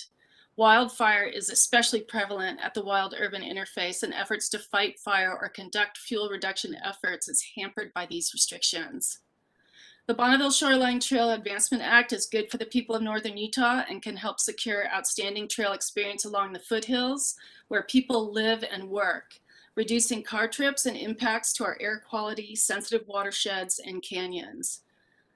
Thank you for the opportunity to testify before you today. Thank you to Representative John Curtis for introducing the bill, and we hope to garner your support. Thank you. Thank you so much. Chair is now very pleased to recognize Ms. Casey Claypool, who's the Executive Director of the Illinois Route 66 Scenic Byway, for 5 minutes. Thank you, and good afternoon, Chair Deyoung and Ranking Member Fulcher and members of the subcommittee. Thank you for the opportunity to appear before you to testify on House Bill 3600, designating Route 66 as a National Historic Trail. My name is Casey Claypool, and I'm on the Board of Directors and chair the Economic Development Working Group for the Road Ahead Partnership, the national organization that oversees Route 66. I'm also a member of the Illinois Route 66 Centennial Commission, and I'm currently the Executive Director of the Illinois Route 66 Scenic Byway. In 2005, Illinois Route 66 was designated a National Scenic Byway because of the work completed by the Illinois Route 66 Heritage Project. The Illinois Route 66 Scenic Byway was then formed, and we now work to enhance and promote economic opportunities for Illinois Route 66 communities by preserving Route 66 heritage and sustaining and increasing cultural tourism. Our organization serves more than 90 communities from Chicago to the Chain of Rocks Bridge in Illinois. My testimony today comes at an exciting time. With the 95th anniversary of Route 66 just a few days away and the 100th anniversary just 5 short years from now, the designation would not only be an incredible gift, but it would also launch our historic road into a category of awareness that will assist its supporters in preservation and promotion, as well as economic development efforts. In 1999, Congress passed an act to create the Route 66 Corridor Preservation Program, which was administered by the National Park Service to preserve the special places and stories of this road. This program has since expired, and the next step in sustaining preservation and other significant efforts along Route 66 would be the passage of this bill. The impact of Route 66 to American heritage, cultural tourism, and economic development is not something that should be abandoned. This designation is vital to the future of the people in the communities Route 66 serves, and the overwhelming number of travelers from around the world who seek out this historic road. Each year, tens of thousands of visitors spend millions of dollars to traverse Route 66. Domestic and international travelers are in search of the nostalgia and historic character that Route 66 provides. Now almost 95 years old, 2,400-mile highway from Chicago to Los Angeles remains an economic force, not only for Illinois tourism, but tourism across the other 7 states it spans. However, promotion and preservation are still ongoing challenges, and economic development resources are limited. Organizations like the Illinois Route 66 Scenic Byway have worked hard to increase resources and partnerships statewide, but awareness is still deficient. This designation would help increase awareness and provide a permanent program to preserve, promote, and economically revitalize Route 66.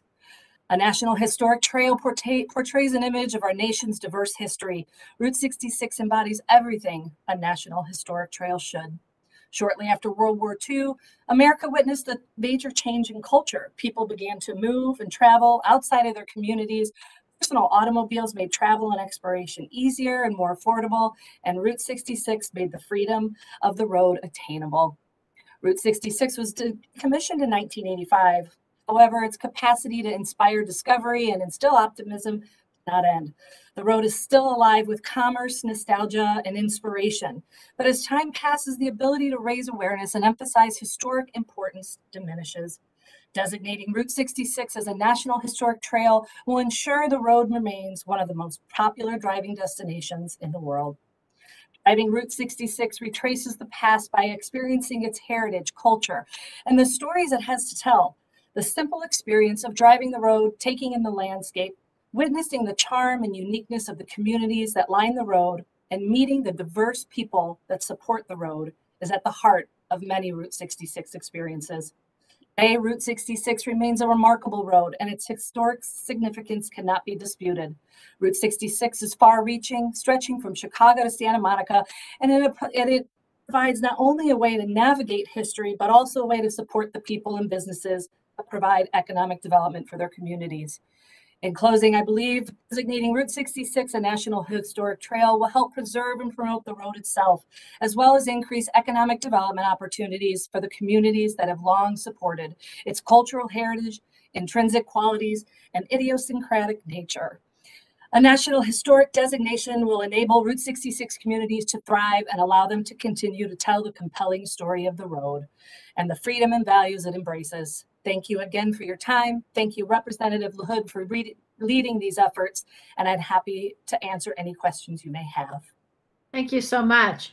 Chair is now pleased to recognize Ms. Teresa Martinez, who's the Executive Director and co-founder of the Continental Divide Trail Coalition, who joins us from Colorado, which also happens to be where I'm joining you from. So glad to have you, Ms. Martinez. Welcome to the subcommittee, and I'll recognize you for 5 minutes.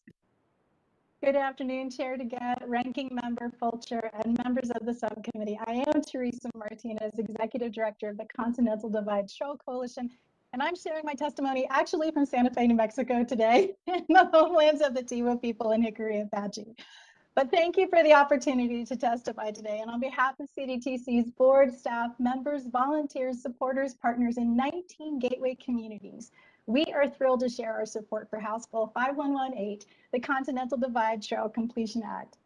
CDTC's mission is to complete, promote, and protect the Continental Divide National Scenic Trail, or CDT, and we are recognized as a lead national partner in the cooperative stewardship of the trail in an interagency MOU with the U.S. Forest Service, Park Service, and Bureau of Land Management. The significance of the 3,100-mile-long CDT cannot be understated. It is the major watershed of the North American continent. It provides a critical corridor for a diversity of wildlife and ecosystems. It showcases the nationally significant features of the Continental Divide and provides endless opportunities for recreation and for expanding the outdoor recreation economy of the Rocky Mountain West. From the Chihuahuan Desert, communities like Silver City and diverse watersheds like the Gila River, New Mexico, to communities like Lincoln on the edge of the Rocky Mountain front and Glacier National Park in Montana, the trail is the common thread that weaves together countless natural, historical, and cultural treasures. It also holds a complex history of generations of Native Americans, Black, Hispanic, and Asian communities and Western settlements. And these communities' histories and settings offer intrinsic value to the CDT's landscape and experience, but only if the trail is completed and connected so that every single person living along its spine may continue to maintain these deep connections to the Continental Divide, and everyone who wishes to visit the trail and place their feet where the waters of our continent begin may do so. Despite more than 4 decades of work by dedicated land managers, nonprofit partners, volunteers, and communities, 160 miles of the trail are still located on highways, and making for a journey that is not the scenic, intimate experience envisioned for the trail, but one that is unsafe and dangerous for trail visitors. This legislation addresses these last remaining, often complex, multi-jurisdictional gaps and helps build meaningful relationships with stakeholders, communities, private federal agencies, and tribal entities, so that not only do we find innovative and creative solutions to completing these gaps, we create a new model for shared stewardship. It takes advantage of the existing talented and innovative staff of federal agencies and gives them the resources they need to do what they do best, while also ensuring partnership with CDTC and other stakeholders. It ensures better coordination across land managing agencies, so with their differing roles and directives, they are able to work together with partners in a single comprehensive framework. And of course, it ensures a seamless journey for those daring through hikers who try to hike the entire length in one season. This legislation sustains the momentum and excitement of our recent project progress, which in the last 10 years has seen completion move from 64 to 95% complete, and that trail completion is done the right way without the use of eminent domain, a tool that contradicts the cooperative stewardship approach that CDTC embraces. Completing the CDT invests in the outdoor recreation economy that is crucial for Rocky Mountain Western communities, because as trail visitors spend money in towns, it leads to job growth, business growth, and helps inspire revitalization of historic downtowns like in Anaconda, Montana. It benefits public health, as in Cuba, New Mexico, where the town sidewalks and trails are linked to the CDT so community members can engage safely in physical activity that decreases chances of preventable diseases. It cultivates the next generation of land and water stewards and youth conservation corps by creating more opportunities for youth of all backgrounds to develop professional skills. Completion of the CDT is making good on the promise Congress made over 4 decades ago to the American public when you designated the trail. It will ensure a safer, nationally significant, and more enjoyable experience for all to access the natural, historical, and cultural features that can be found along the trail. It will demonstrate that stewardship of the public lands is also an investment in the communities that depend on them.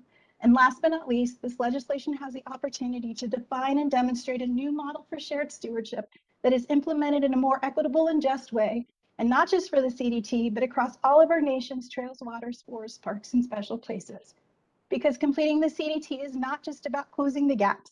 It's about realizing all the benefits that result from connecting the Continental Divide and the trail along its spine and ensuring connections to one of the most important landscapes of the North American continent exists for future generations to come. Thank you for your time today, for your consideration of this important and historic piece of legislation, and I am happy to answer any questions. Thank you so much, Ms. Martinez, and thanks to everybody for your valuable testimony. I want to remind the members that the Committee Rule 3D imposes a 5-minute limit on questions, and the chair will now recognize any members for questions they might want to ask the witnesses. The chair will recognize herself now for 5 minutes.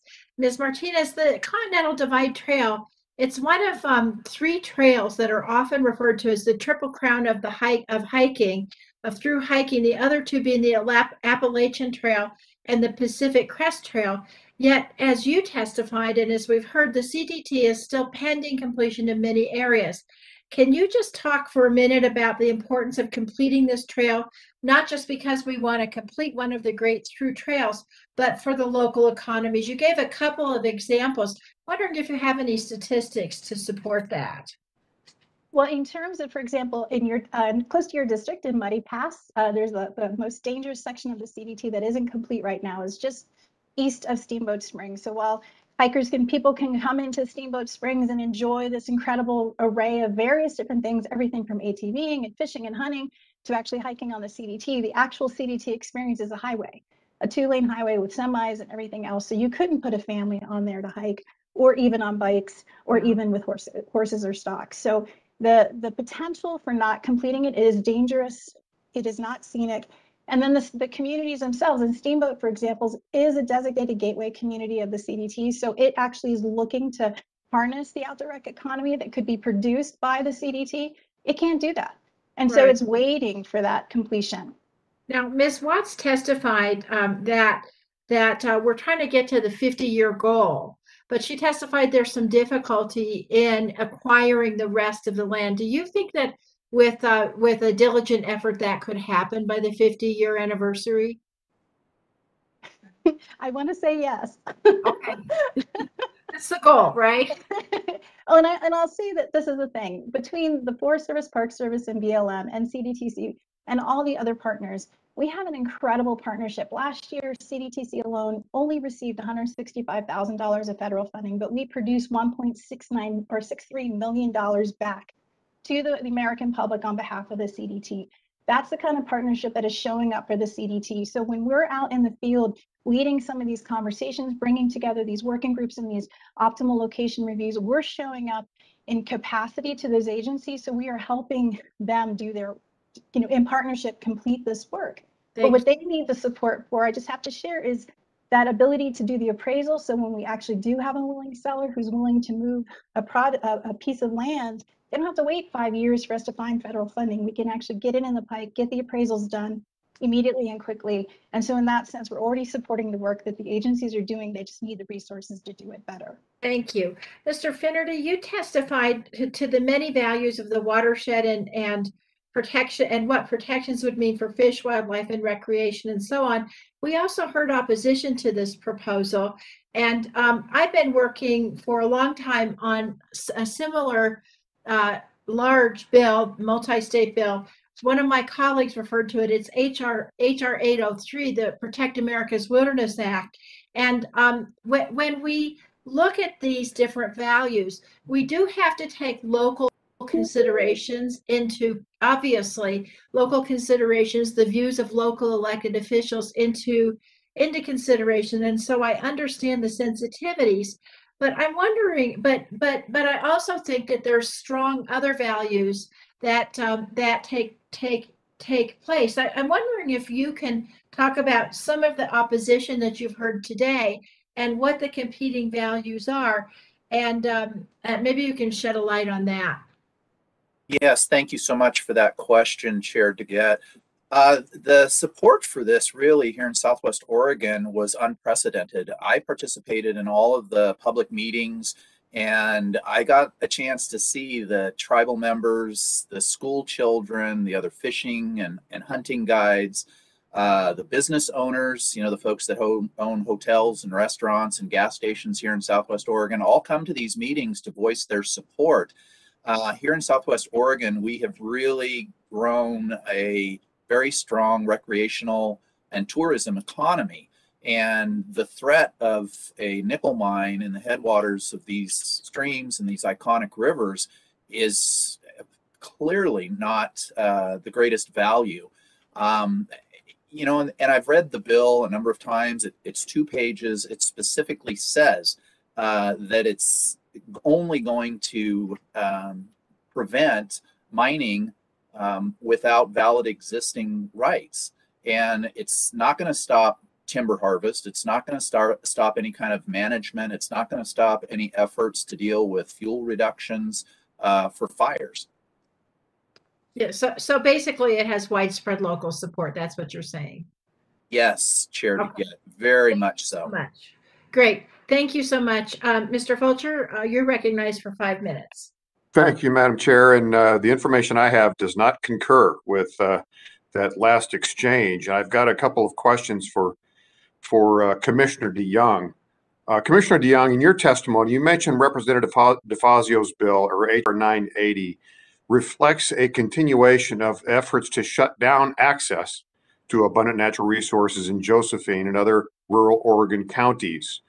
And as you note, environmental activists have largely shut down responsible timber harvesting and necessary forest management through frivolous litigation, onerous regulation, and now they've turned their attention to critical minerals, which we all know is a big problem for our nation in getting those minerals. Would you share, Mr. Deyoung, would you share with the committee how passage of this bill would impact jobs, revenue, and the overall economic stability of your county? Well, thank you very much for the question. I think we've already been impacted at considerable length because of the spotted owl 50 years ago, 40 years ago. I was born and raised right here in Josephine County, so I've seen the timber industry all the way from back that long. My statement would be that we have been in the timber industry here for almost 200 years. And if we've been doing it so wrong, why is we all of a sudden we just haul everything in time? We have not stripped the land of its natural resources or its renewable resources for that matter. But with the timber industry gone, as I said in my testimony, that all the mills are gone. And that was a source of jobs, you know, not only for the truck drivers, but the tire shops and the diesel mechanics and the mills in general. But because of the shutdown of the forest, we were done. Now, we just also mentioned the critical mineral tellurium, which recently has come into play in the manufacture of solar panels and solar batteries and things that we know is going to be on the horizon. Well, we've got the indications that we've got a pretty good supply of that here. And if any of this goes through, all of a sudden we've stopped all that mineral exploration from here on out. I am told by our mineral people that the tellurium harvest will not be anything close to the Hannah Nickel Mine up in the Douglas County area. I heard testimony just a second ago about it brought the nickel situation here. We've had chrome mines in Josephine County since time began, and some of them were open pit minings, but they don't have to be. I'm insured by this, and there's all kinds of legislation and rules and stuff. These mines don't just pop up and say we're going to start digging. There's a whole plethora of things they need to go through in order to get permission to drill. or to drill, dig, whatever they're going to do to harvest these minerals. I just don't want to start at square one and shut it off before we even know what the potential is here. You know, I can go through a number of different things that the forest system did for us. You know, first off, closing all the roads formerly used for logging. That prevents fire crews from getting into the fires in our remote areas when they start from lightning. We're in a very steep terrain type situation. You don't just fly bombers, borate bombers down between these canyons. We have wind gusts. The Chetco wind started in the Kalmiopsis wilderness area with a fire in the Kalmiopsis, and everybody knew the Chetco winds were going to go downstream and go right towards Curry County, but we just let it burn because it was in the Kalmiopsis. It burned almost all the way to Brookings, and I don't know how many millions upon millions of board feet of natural resource timber that was destroyed. Now that's timber that belongs to the people of the United States of America, and they deserve to get the value out of that as a natural resource and a renewable resource. But they were slighted that. And then when we went to do salvage logging, we were only allowed to salvage log in Curry County roughly 2 to 3% of the burned logs. The rest of them are now standing there, and after 2 years, they're absolutely useless. You get no bids on that timber for black timber after 2 years. The environmental assessment takes 18 months. So this is just round two of what we have received in Josephine County in Southern Oregon, Southwestern Oregon for a long time. I am not a person that wants to see our waterways compromised in any way. I've been here. There was mention to Rough and Ready Creek in here that it being for, I think, kayaking and recreation. Rough and Ready Creek is dry 9 to 10 months out of the year.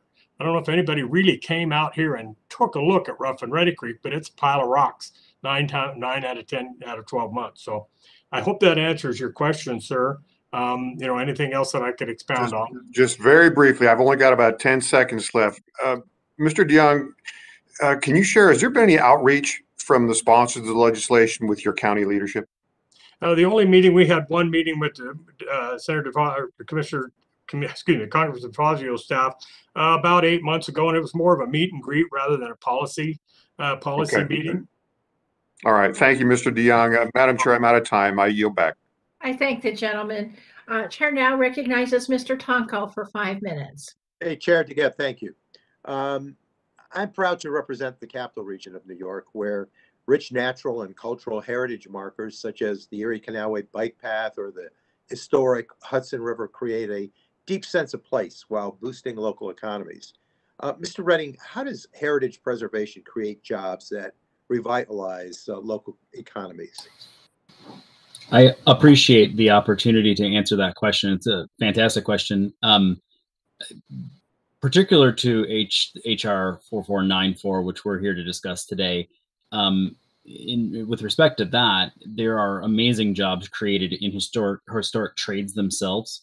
We don't have nearly enough historic tradespeople in the country able to do this kind of work, and so this training center provides for that.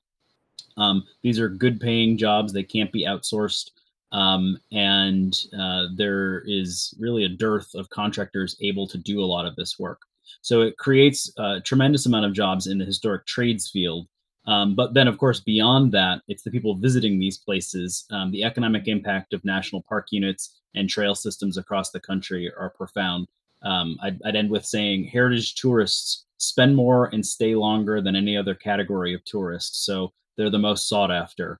But you have to have places for them to visit, and you have to maintain those places, and that's what our bill does. Thank you so much. And Mr. Finnerty, as you note in your testimony, fishing generates some $25 million in economic activity each year for the Wild Rivers Coast, one of our nation's last best salmon and steelhead strongholds. Clearly, the fishery is not only a threatened ecosystem, but also a treasured piece of our American fishing heritage. How do the effects of climate change threaten this heritage as well as local economies around the watershed? Yes, thank you so much for that question, Congressman. This year in particular has been really, really devastating on our steelhead fisheries. For the first time in my life, the North Umpqua was closed for the summer steelhead season, as was the Deschutes River. And these rivers in Southwest Oregon are impacted in a similar way, where warming waters and populations of invasive species of fish like striped bass and smallmouth bass are impacting those populations of salmon and steelhead. And that's one of the reasons why we're so keen to see this area protected, because it'll help provide those cool waters that we need to continue to allow those populations of salmon and steelhead to persist. So much of our economy here in Southwest Oregon depends on those salmon and steelhead that to lose that would just be, it would be awful. Thank you so much. And Ms. Martinez, I heard your response earlier about the Continental Divide Trail and its impact on local communities and economies. So in addition to providing recreational benefits and access to scenic landscapes, is there anything more you want to share in terms of embellishing the sense of impact on local economies? Yes, and we are just now starting to do economic research with our Gateway community. So we work very closely with 19 communities all up and down the Continental Divide Trail, from Silver City, New Mexico, all the way up to Lincoln, Montana. Helena, Montana is one of those. And they are definitely, when we talk to small business owners, 98% of them, first of all, tell you that they want to see the CDT completed. And then almost 87% of them have seen impact from through hikers and also just in general, hikers and folks visiting to come see the CDT. In this year, we just conducted an economic survey in Colorado of people who came and visited the Continental Divide for various things, whether they knew they were on the CDT or not, whether it was just an accidental hike. They just happened to be hiking up to a 14er and it happened to be the CDT. And that daily spend is significantly high, where our local communities are saying, how can we actually harness the opportunity that this CDT has, because most of these communities are surrounded by public lands and provide that trailhead to those places. So yeah, we're seeing that communities and businesses definitely embrace the Continental Divide and have an impact from it. Well, that's great. These platforms are so very essential and obviously embolden the spirit of community and the economic growth from it. So I thank you, and thank you, Chair, for holding this hearing on legislation to strengthen and preserve our natural heritage for the benefit of local communities and economies for generations to come. And if we can strengthen that tool in our toolkit, all the better. So with that, I yield back. I thank the gentleman. Mr. Tiffany, you're now recognized for 5 minutes. Yeah, Madam Chair, can you hear me okay? I surely can.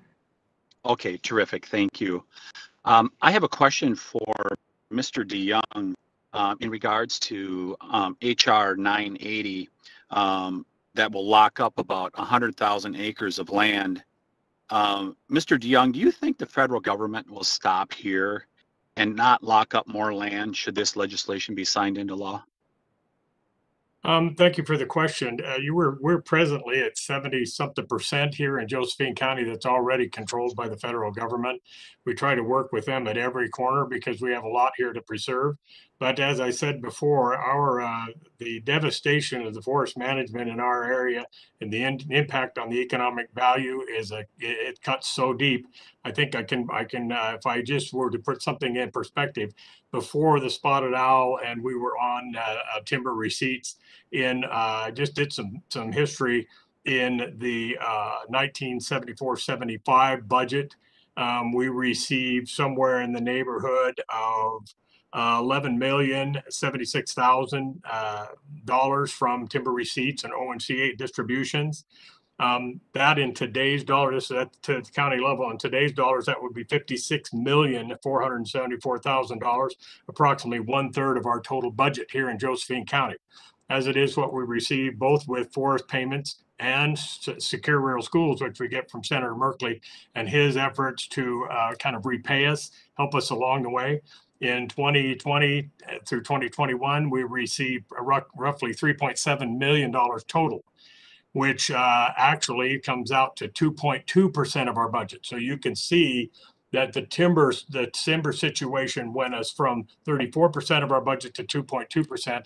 And we think that now that we have the discovery of tellurium here, rather than even get started on maybe putting us back on the road to recovery to get more of our needs here taken care of with our natural resources here in Josephine County, we think that's going to be just the beginning of it, and it'll just continue to lock up more until all we have is residential and farmland. Yeah, I think I didn't have a chance to hear your oral testimony, but I read through some of your written testimony, and it appeared to me you were saying that you had numerous sawmills out in your region, including Josephine County, before the forest lands were shut down. Is that correct? Yes, in fact, when I was a young man, when I was 14 and 15 years old in the summer, I used to work at Angler Houston Mill stacking pre-cut studs. When the spotted owl thing came along, we were trying, let's see what we can do to preserve this. But I just want to know, I want everybody to look up what's the result of all the shutdown of the forest and habitat, creating habitat and preserving habitat for the spotted owl. The spotted owl is still on the decline. And I think it's more of a predator problem with the barred owl than it is a habitat problem. We've been doing it this way for 50 years, and it hasn't gotten any better. So I just want that to be known. Yeah, for sure. Thank you, Mr. Deyoung. I would just share the story here from northern Wisconsin, where we had the Chequamegon-Nicolet National Forest, where we did a detailed study on the reduction of harvest on the Chequamegon-Nicolet over the last 20 to 30 years. And my estimates come out to about $250 million worth of value were left behind. But also, one of the 99 state assembly districts that are in Wisconsin, I used to represent one of them when I was in the state Senate, because the assembly districts were included in my Senate district.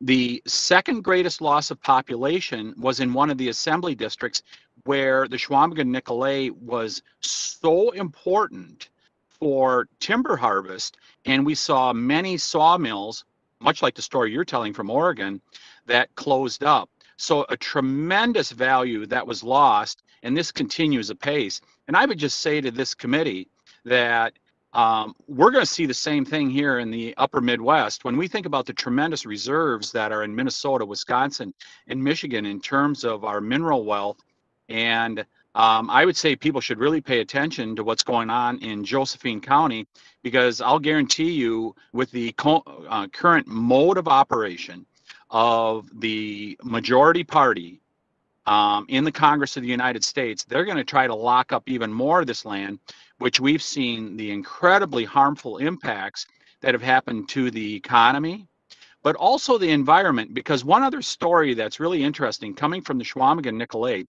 as a result of this old growth mentality, not harvesting trees on time, we've seen a reduction in the golden-winged warbler, which is an early successional bird species that has seen its number approaching where it's being considered for the endangered species list. And that's because it does not have good habitat anymore, because of this preference for moving to old growth rather than having a good reasoned schedule that was used for decades to manage our forests here in America, including our national forests, and that's all went by the wayside. And I would just close with this. And your time has expired. Yeah. Okay. I would just say this to you, Ms. DeGette. Your time has expired. Mr. Soto, I'm going to recognize you for 5 minutes. Thank you, Madam Chair. And thank you to you, Mr. Wallace, for being here today. First of all, I want to help paint a picture a little bit here.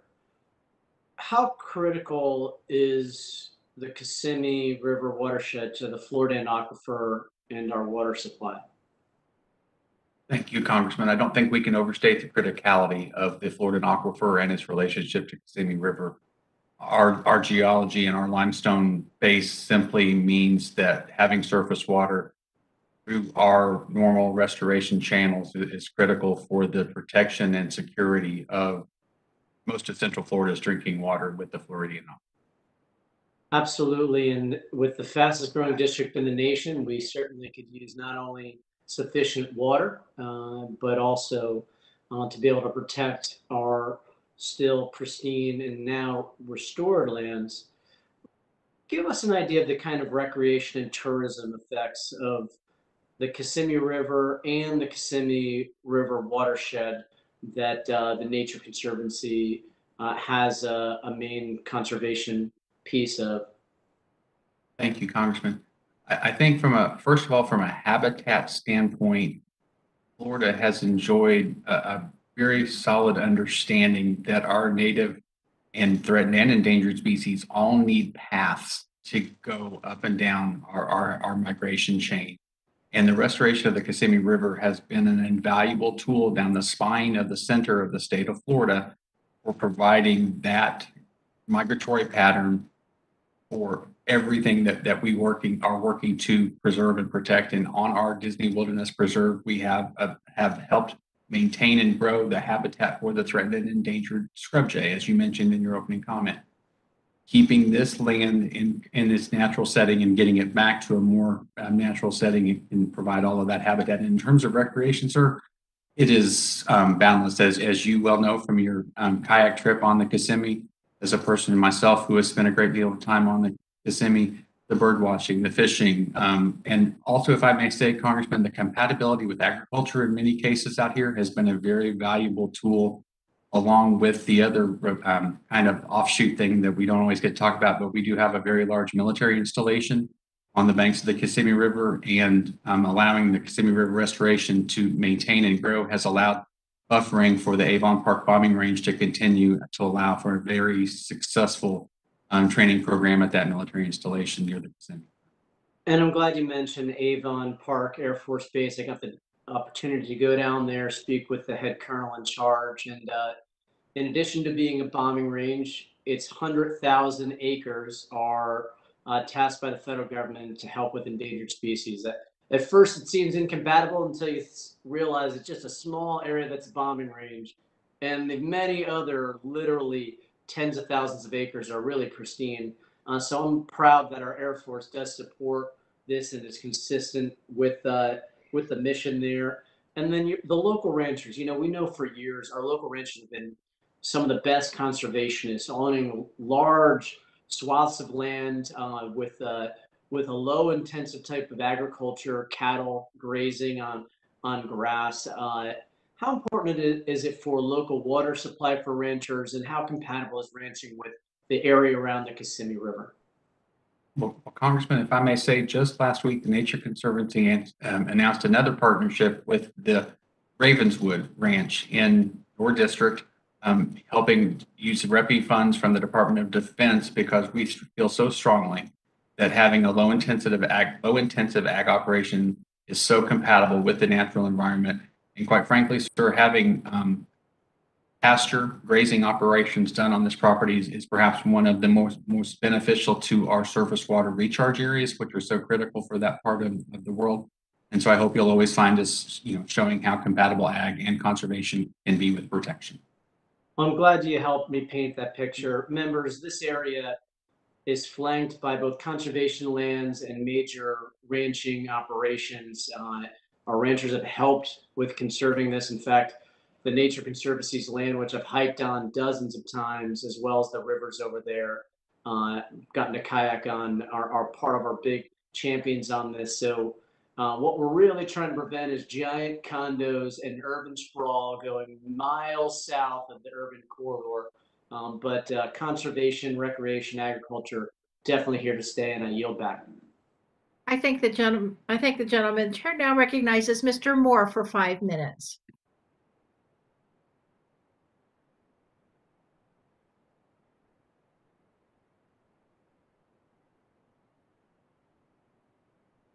Mr. Moore. All right, we'll move on to Mr. Albernotti. Well, thank you very much, Madam Chair. I have several questions for Ms. Claypool.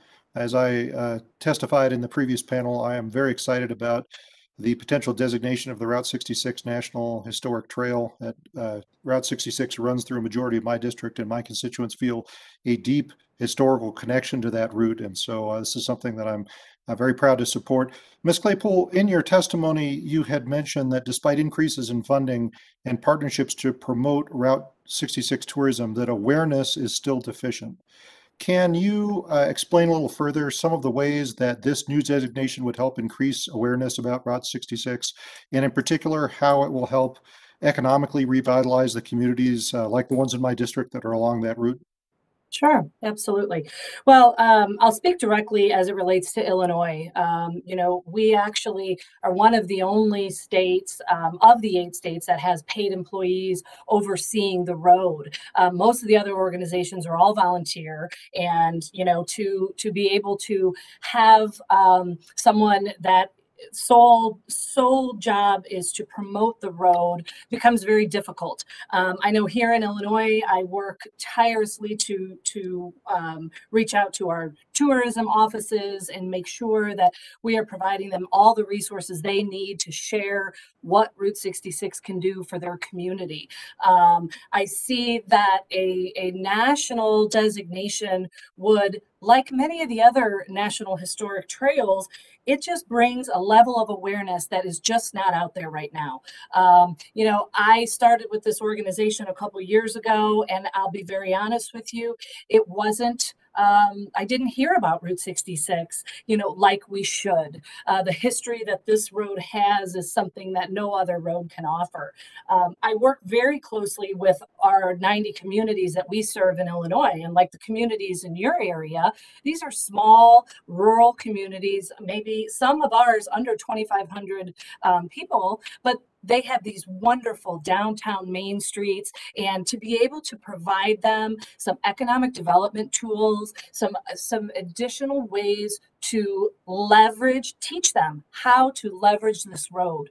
We have I'm so happy to say we have so many amazing communities in Illinois that see this. They see the potential. They want our help. We just need a little more help being able to get them the tools that they need.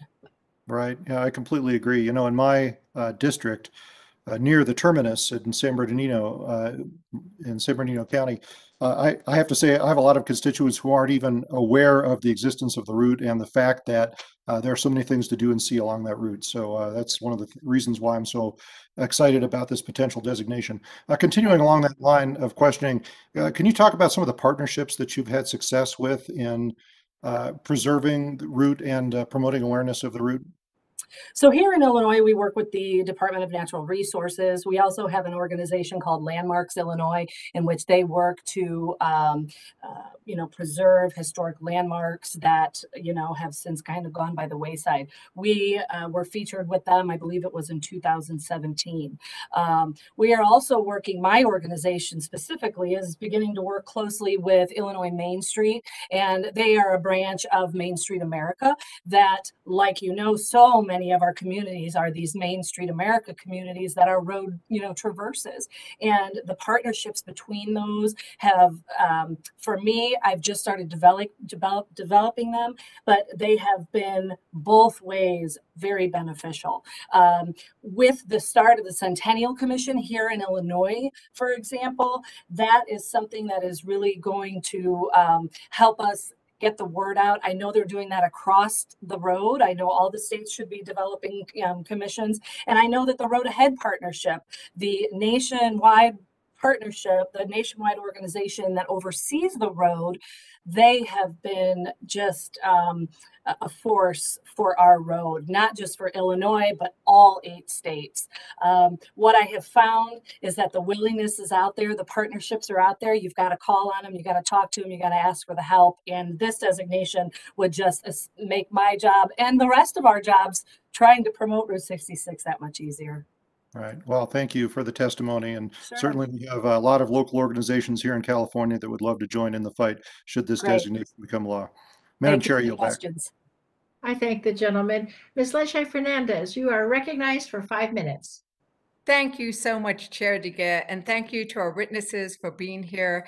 I'm hearing about all these trails and roads, and I want to go everywhere that we've heard about today and hike. The Route 66 is something that we're very proud of that goes through New Mexico, and of course, all of us are hearing the song right now in our ears every time you hear that the Route 66. But we've heard today that people have traveled the trails through New Mexico's and other states' mountains and wilderness for centuries. We've been connecting communities, trade, and people. And I think when we hike the trails today, we connect ourselves to the quiet beauty and strength of our forests, as well as the stories of the peoples who traveled before us. So with regards to the Continental Divide Trail, you know, I co-sponsored that bill, co-led that bill with our Chair Neguse, and I really believe that a completed Continental Divide Trail could further highlight, honor, and preserve the unique cultures and environments here in New Mexico and in Colorado. And I think it's also important to think about how we're doing it in a way that is respectful of local landowners and land uses. And you know, the bill does that. It requires the National Park Service and the Forest Service to only acquire land from willing sellers. It encourages them to maintain existing partnerships in the development, maintenance, and management of the trail. And my question was for Ms. Martinez. Your testimony talked about the many municipalities and local organizations that you work with on the ground. Could you describe what some of those partnerships are in New Mexico and in northern New Mexico? Absolutely. And one of the largest stretches and gaps is actually in central New Mexico between Pie Town and Grants, New Mexico. And it's a 60-mile stretch of the highway, or dirt roads, actually. It's one of the most dangerous sections next to Muddy Pass in Colorado, northern Colorado. But there, you know, we've worked with partners like Rocky Mountain Elk Foundation, because connecting the trail there also provides better access for hunters into larger portions of the national forest. It provides an incredible habitat for turkey and other kinds of wildlife that they could then, again, they prosper, but also people can access that, not just for the CDT. But then between Pie Town and Grants, I think the communities are external partners like Rocky Mountain Elk Foundation, the tribes, the Pueblo of Acoma, to these small little communities, chambers of commerces. We've seen small little community groups actually form to maintain the CDT and the Cibolo Trail Alliance and Grants. And then I will just happen to mention too, in Pie Town, we actually connect to Route 66, and Pie Town is actually a community of 35 people and 4 pie cafes. And so those connections are with local citizens, and those pie cafes, for example, and how they support and provide food, restaurants, and everything else for those people coming through the CDT. But the range is everything from local, you know, obviously restaurant owners, hotel owners who provide discounts. It's chambers, it's community groups, it's bike shops, it's all the different things. And what we're finding is people are understanding that many of these communities are transitional economies, right? They're moving from mining, they're moving from logging into an outdoor recreation economy. And they see the benefit of a small thing like the CDT, which is a part of a larger asset of things. And it brings together school groups, church groups. I mean, it cuts across all the different fabrics of the communities there that are very tight knit. And so the partnerships are unending. Thank you. You know, yeah. I wanted to touch on another partnership that I think is important, that especially important up north. You know, I recently introduced the Land Grant Mercedes Traditional Use Recognition and Consultation Act, and that's intended to provide greater consultation between the federal agencies and the governing bodies and community users of the land grants in New Mexico, which, as we know, are also historic. Do you think there's any further steps that we need to do to ensure that the trail's completion is done with respect and that it doesn't impact those traditional land uses in a negative way? Absolutely. And I think part of the connection of the CDT is that it ensures clean water for those Ezequiel communities. And it also recognizes these long histories, I mean, multi-generational. And I think that's the beauty of the trail, is that we're trying to bring everyone together and find these common grounds and build relationships that are very different than have happened before in the past. So yeah, I think it not just by protecting the actual watershed, but then by also just minimizing the impacts to everyone around the divide that have had these traditional connections. Right, and I think it'll be very important to make sure that we provide that kind of education to those who are using the trail, so they'll have both the history and then the needed respect for the Mercedes, the Acequias, and the local communities. Truly appreciate your testimony, and I yield back. Thank you.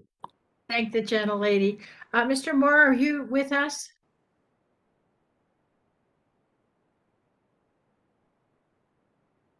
Okay, we're going to move to Mr. Benz then.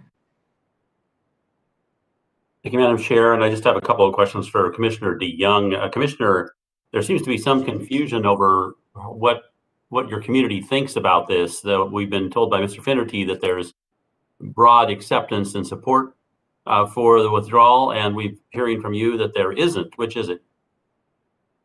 Well, we're just going to go back to the 4 advisory questions. We put these on the ballot on 4 different occasions, and they had anywhere from decommissioning of the log roads, the roads in wilderness areas and in the national forest that were no longer used for logging, to decommission those. Well, those roads served as a lifeline, I guess, if you could, or access to the lands when they do catch on fire. We had a fire, like I said, started in the Kalmiopsis, and we didn't put it out because we waited for it to get big, because we thought it was going to do good. The fire, in some cases, is a good thing in our national forest.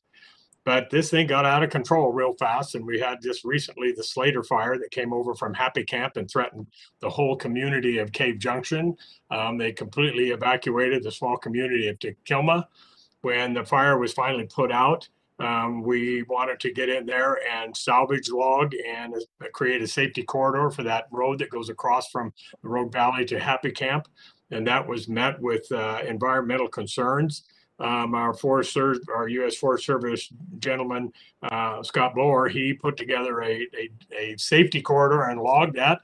And boy, did he catch it, because he didn't have the proper EA, which would have taken 18 months. And by the time 18 months rolls around, standing burn timber no longer has any value. You won't get a bid on it. So then it becomes the matchsticks for further fires. Like I said, just going back to the four ballot measures we had, and these weren't the local Daily Courier polls. These were actual advisory questions of our electorate, of our elected voters, and they all came back in the 80-20, 70-30 range. Please don't do any of this, which was just basically cutting everything off. And thank you for that. And let me just ask: has a study been done on this 100,000 acres of what minerals are within it that you're aware of? We're just getting started on that with the local company that we have here. They have just they've been digging around for quite some time. We, in fact, as Josephine County, we allow them to do some exploring on one of our timber holdings. They're out there exploring right now. They've got some other sites, and I don't know if they've been out in that Cave Junction area and the area along the Rough and Ready Creek. That area, I don't know how far out they've been reaching. So the short answer is we don't know what's out there. No, sir, not on that particular section of ground. I'd like to follow up if I find to the contrary. That would be good. And with that, Madam Chair, I yield back. Thank you so much. Mr. Moore, welcome back, and you're recognized for 5 minutes. Thank you. I apologize. Miss Bennett, my questions are for Miss Bennett from Trails, Utah.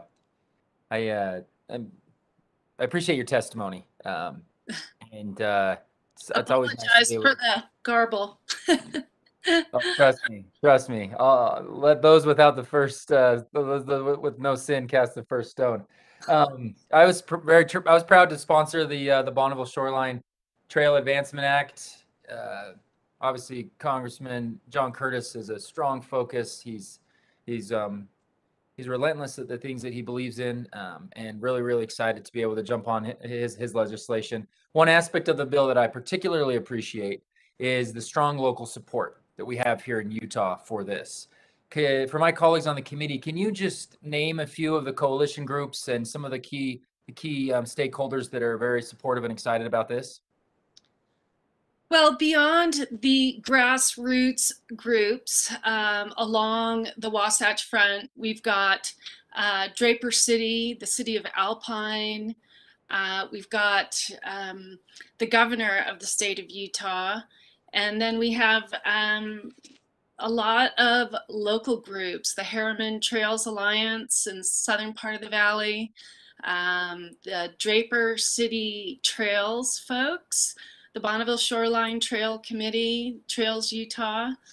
We have a really good coalition of people who are oriented towards outdoor recreation, and the mayors and elected officials of the municipalities and counties that have the Bonneville Shoreline Trail in their jurisdictions. The Trust for Public Land, and I'll also highlight the Mountain Biking Association, which is something you mentioned a lot, which my nephews that are on mountain biking teams in high school very much appreciate it. It's a growing need, and honestly, couldn't think of a better thing for our youth to be able to get outdoors a little bit more. So there's a lot of local support, makes it easy to support this type of stuff at the federal level. How do you expect enactment of this bill? So moving a little bit to visitation, how do you expect enactment to affect visitation? Well, I think, this bill is going to allow for portions of the trail to become connected and will further establish the Bonneville Shoreline Trail really as the most important regional trail in northern Utah.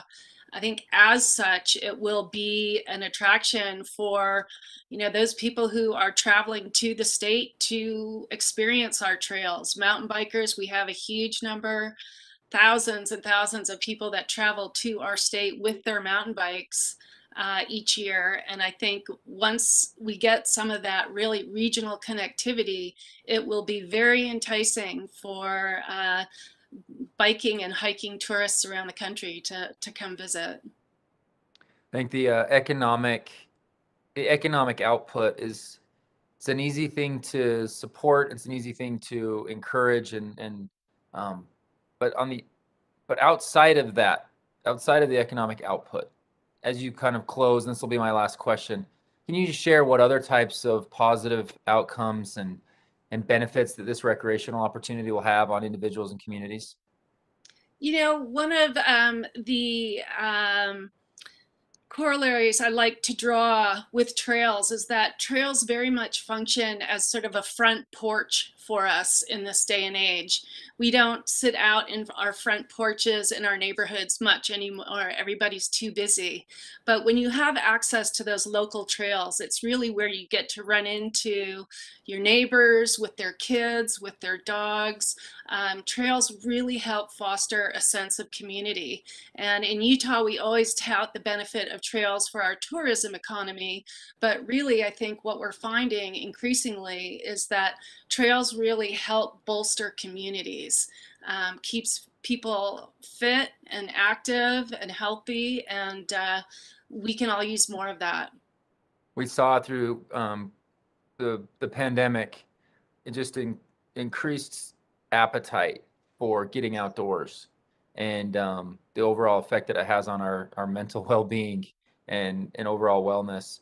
And you're right, we're not finding ways to connect as community as much, right? Everything's getting delivered to our homes. Screens are, we're not even going to movie theaters as much as we need to be. And this is a unique way and a positive way to sort of to make that and kind of promote that. So thank you. And Madam Chair, I will yield back none of the time that I don't have. Thank you. And Thanks, Ms. Ben. Mr. Moore, I just have to agree with you and the witness too. We saw the same thing in Colorado with so much increased use of all of our trails and outdoor spaces. It really is important. I want to thank all of the witnesses for their valuable testimony, and I want to thank the members for their questions. I'll tell you, this was a really big romp through all of the opportunities we have nationwide of protecting these important and unique areas, both for the economy and for people to use them and all that. I'm just delighted that Mr. Neguse asked me to step in today. I think the most important thing that we learned during this hearing, though, is there's a place called Pie Town that has 4 pie cafes. And I will suggest to Chairman Grijalva, we might need to have a bipartisan committee investigation of that place. On a serious note, the members of the committee might have some additional questions for our witnesses. We will ask you to respond to those in writing. Under Committee Rule 3.0, members of the committee must submit witness questions within 3 business days following the hearing, and the hearing record will be held open for 10 business days for those responses. If we have no other business, thanks again, and without objection, the subcommittee stands adjourned.